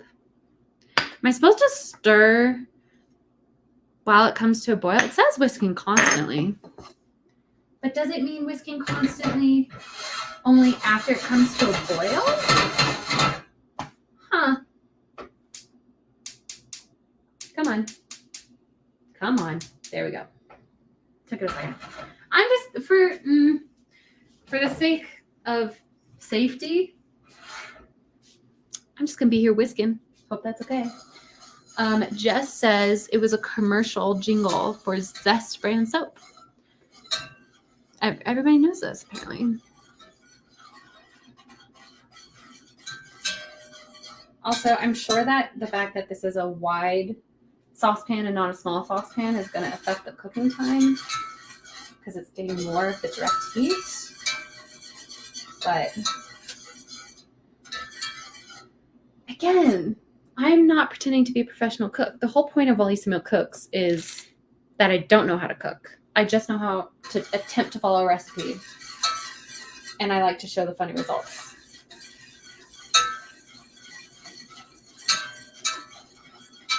Stirring, stirring, stirring. Yeah, it's probably so it doesn't stick to the bottom of the pan and burn. Yeah, basically, you just whisk constantly while it's doing the simmering for a couple minutes. I know, but I think if I don't let the sugar dissolve, it'll just caramelize and burn to the bottom of the pan. I don't like that idea. So I'm just gonna give it a little stir here and there. I think, let's see, it's already the 40-minute mark. I think what we're going to do is we're going to see if we can get this all the way through to the, oh wow, she's already beginning to bubble. Fantastic. Oh, Jess, what movie? Sir Auric, you look fantastic. Let me know. I trust you. I trust you to have seen this movie. Okay. I don't know if we're boiling. The outskirts are fizzing, but I don't know if there's an internal boil occurring yet, so we're going to let it go just a little bit longer. I don't want to scald it, but...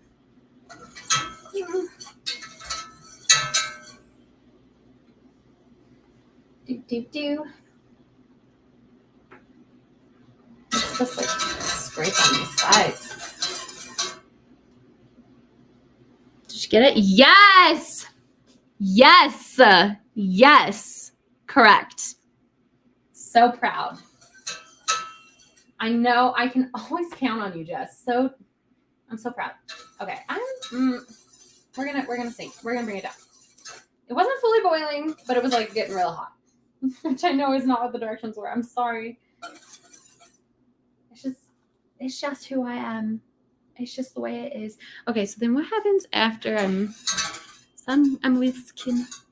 Then add your cream and sugar, reduce to a simmer, whisking constantly. Pour through a strainer and whisk in the clementine juice. Then pour into the fruit skins or any small dish. Okay. But why are we pouring it through a strainer? Oh, I guess maybe to make it smooth. I guess we don't want the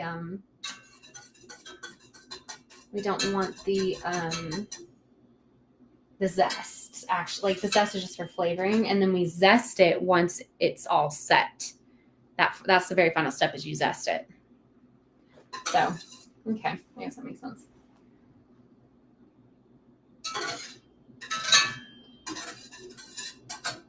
I need to get a smaller whisk. I think this whisk is just too big for a lot of the tasks that I do. Now that we're coming to a close, what are people's plans for the rest of the evening? I know some of us are probably just going to bed, but as I said, I might go and see Dune 2. You de-zest and then re-zest. Sounds overcomplicated. Yeah. Yeah, you're not wrong. You're not wrong. But also, like I said, this has not been difficult so far, except for all the squelching, which, doesn't actually bother me. I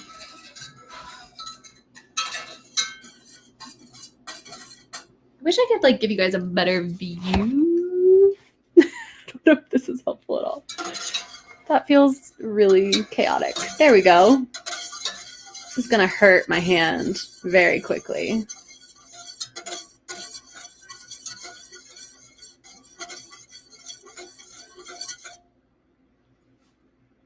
But that's what she looks like right now. There you go. That's the view. Slowly, carefully put you down. I think we're getting somewhere. I think I can sense a thickening.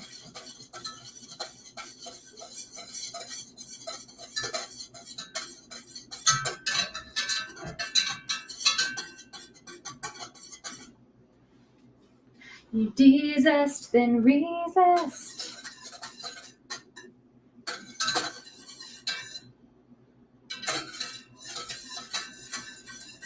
Oh, we're getting kind of foamy. I'm going to turn down the heat a little bit. I don't know if that's a simmer, if that's just boiling.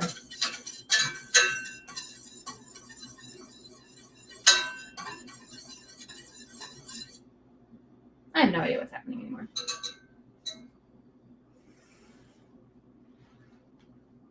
When do I ever? That's fair. What if we Food Network? Jess says, I need to decide what I'm making for dinner and also meal prep for something for breakfast for the week. I can always recommend a Chunky Monkey. Do you like peanut butter? Peanut butter, banana on your version of bread. So like toast, English muffin, bagel, honey drizzle. And then if you really want to get fancy, well, honey drizzle and cinnamon for sure. But if you really want to get fancy and also give yourself some fiber, chia seeds. So good. So good. I gotta feel bum, bum, bum, bum. Bum, bum, bum, bum, bum, bum, bum.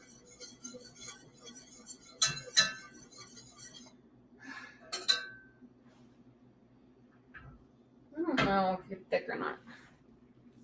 Let's see her. Let's see her. Okay. Okay. Okay. Okay. So it's not supposed to get like crazy thick. Hold on. I'm going to watch this again one more time. Just going to do that. I think we might actually be there. Hold on. We might be there. Let me watch this one more time. Got to observe. Clementine Posset. Come on. Show me the money. Show me the money shot. Sorry, I'm just watching this again. Boil. Okay. Okay. I feel like we're there. I think we're there. I'm calling it. Taking it off. Taking it off that heat. Hey. Watch these not set. Because I did it too early. I don't think I did. I'm feeling pretty confident. Okay, I'm gonna put you guys on a plate. There are only 6 of you. I don't think we need to be overly fancy about it. Where are my plates? Oh, they're probably in the dishwasher.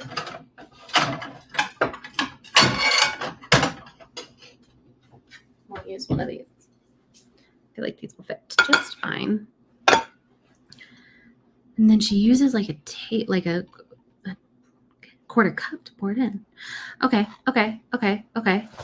We're understanding. But first, we need a sieve, a strainer, in fact, if you will. Okay. Don't gotta be annoying about it. A bowl to pour the mixture into. One of these. You know what? I really should have done this during like the second or third, like after Stieg left. So that way we could have then put it into the fridge, and then we could have ended the stream with me taking it out of the fridge and seeing how it turned out. But you live and you learn. Sorry for the clanging.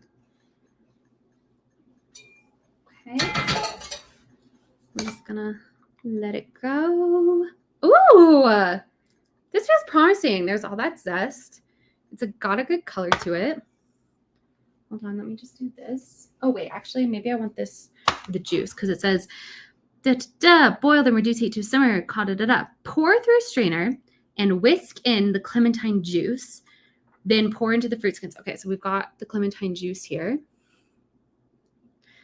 And then, sorry, Lisa, I just saw your comment, made me laugh. We're pouring in the juice.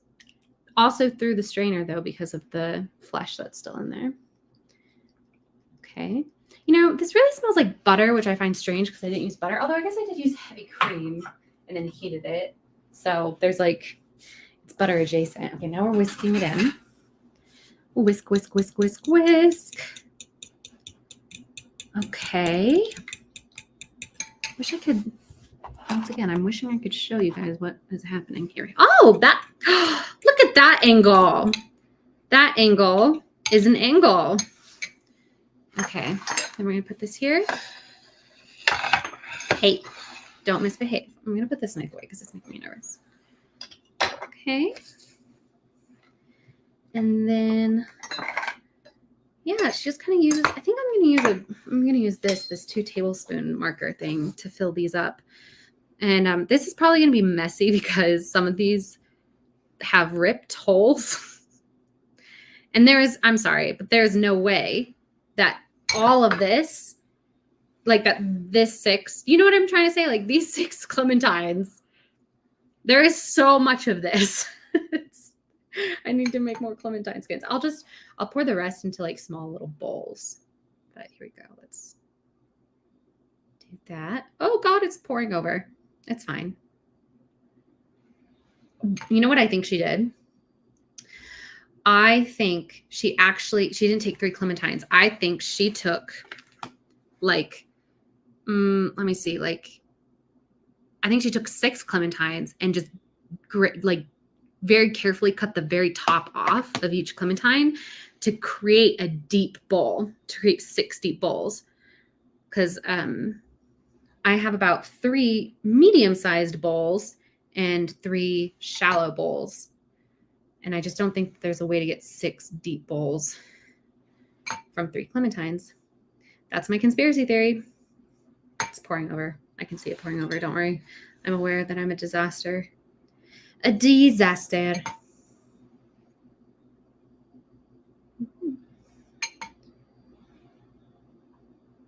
These are really cute though, for what it's worth. I'm just gonna top it off just a bit. Should I do a little, should I? Oh my God. That is like a creamsicle heaven. That is delicious. I'm going to put, I've got these little babies. So I'm going to make little ones of these as well. So we're just going to pour these in like that. And these can be like my big snack later. Well, maybe, yeah, okay. Just needed 2. Well, for what it's worth, it's delicious. Even not set up, just the like mixture itself is phenomenal. All right, and then am I supposed to let them set before zesting? Or, oh, did I just? I did. We just got our sweater in the custard.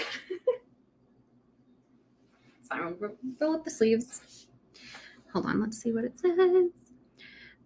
Then pour the fruit skins. Refrigerate at least 3 hours or overnight for a firmer texture. Okay, hold on. I'm going to watch the video to see where she does the final zest bit then, because she doesn't say in the directions. Sorry. I should show you guys. Okay, so she definitely lets it set, like sit, and then zests it. So that's what I'm going to do. So you guys, these are going in the fridge. Thank you for joining me. We're going to carefully place you in the fridge. Then Malin is saying I can even out these 2, so that's what I'll do. Because they are a little uneven right now. So we'll just go bloop. Done. And we'll place you in the fridge as well. And then if you want to see how they turn out, check back in. We'll see if I can like resist eating these for an entire day. Wow, that's really good. That's so freaking good. Oh my God.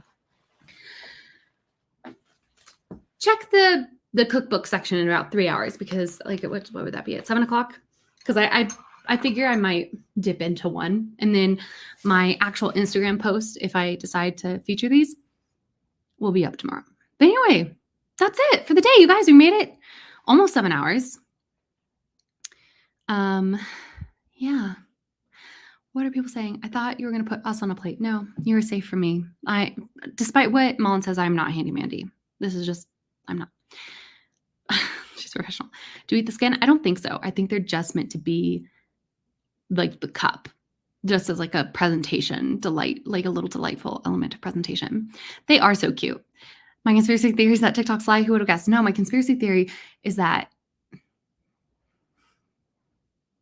it was an Instagram reel. Okay, that's what I'm trying to say. Yes, everybody did so well. I'm so proud of everybody. I know today was a lot, but this is March Madness. So it's all going to be happening again tomorrow. And have no idea what my start time is. Probably 9 a.m. Mountain Time, which is 11 a.m. Eastern. We'll see if I end up waking up earlier than that. If I do, I might start earlier. Until then, thanks so much for being here with me today, guys. Happy March Madness.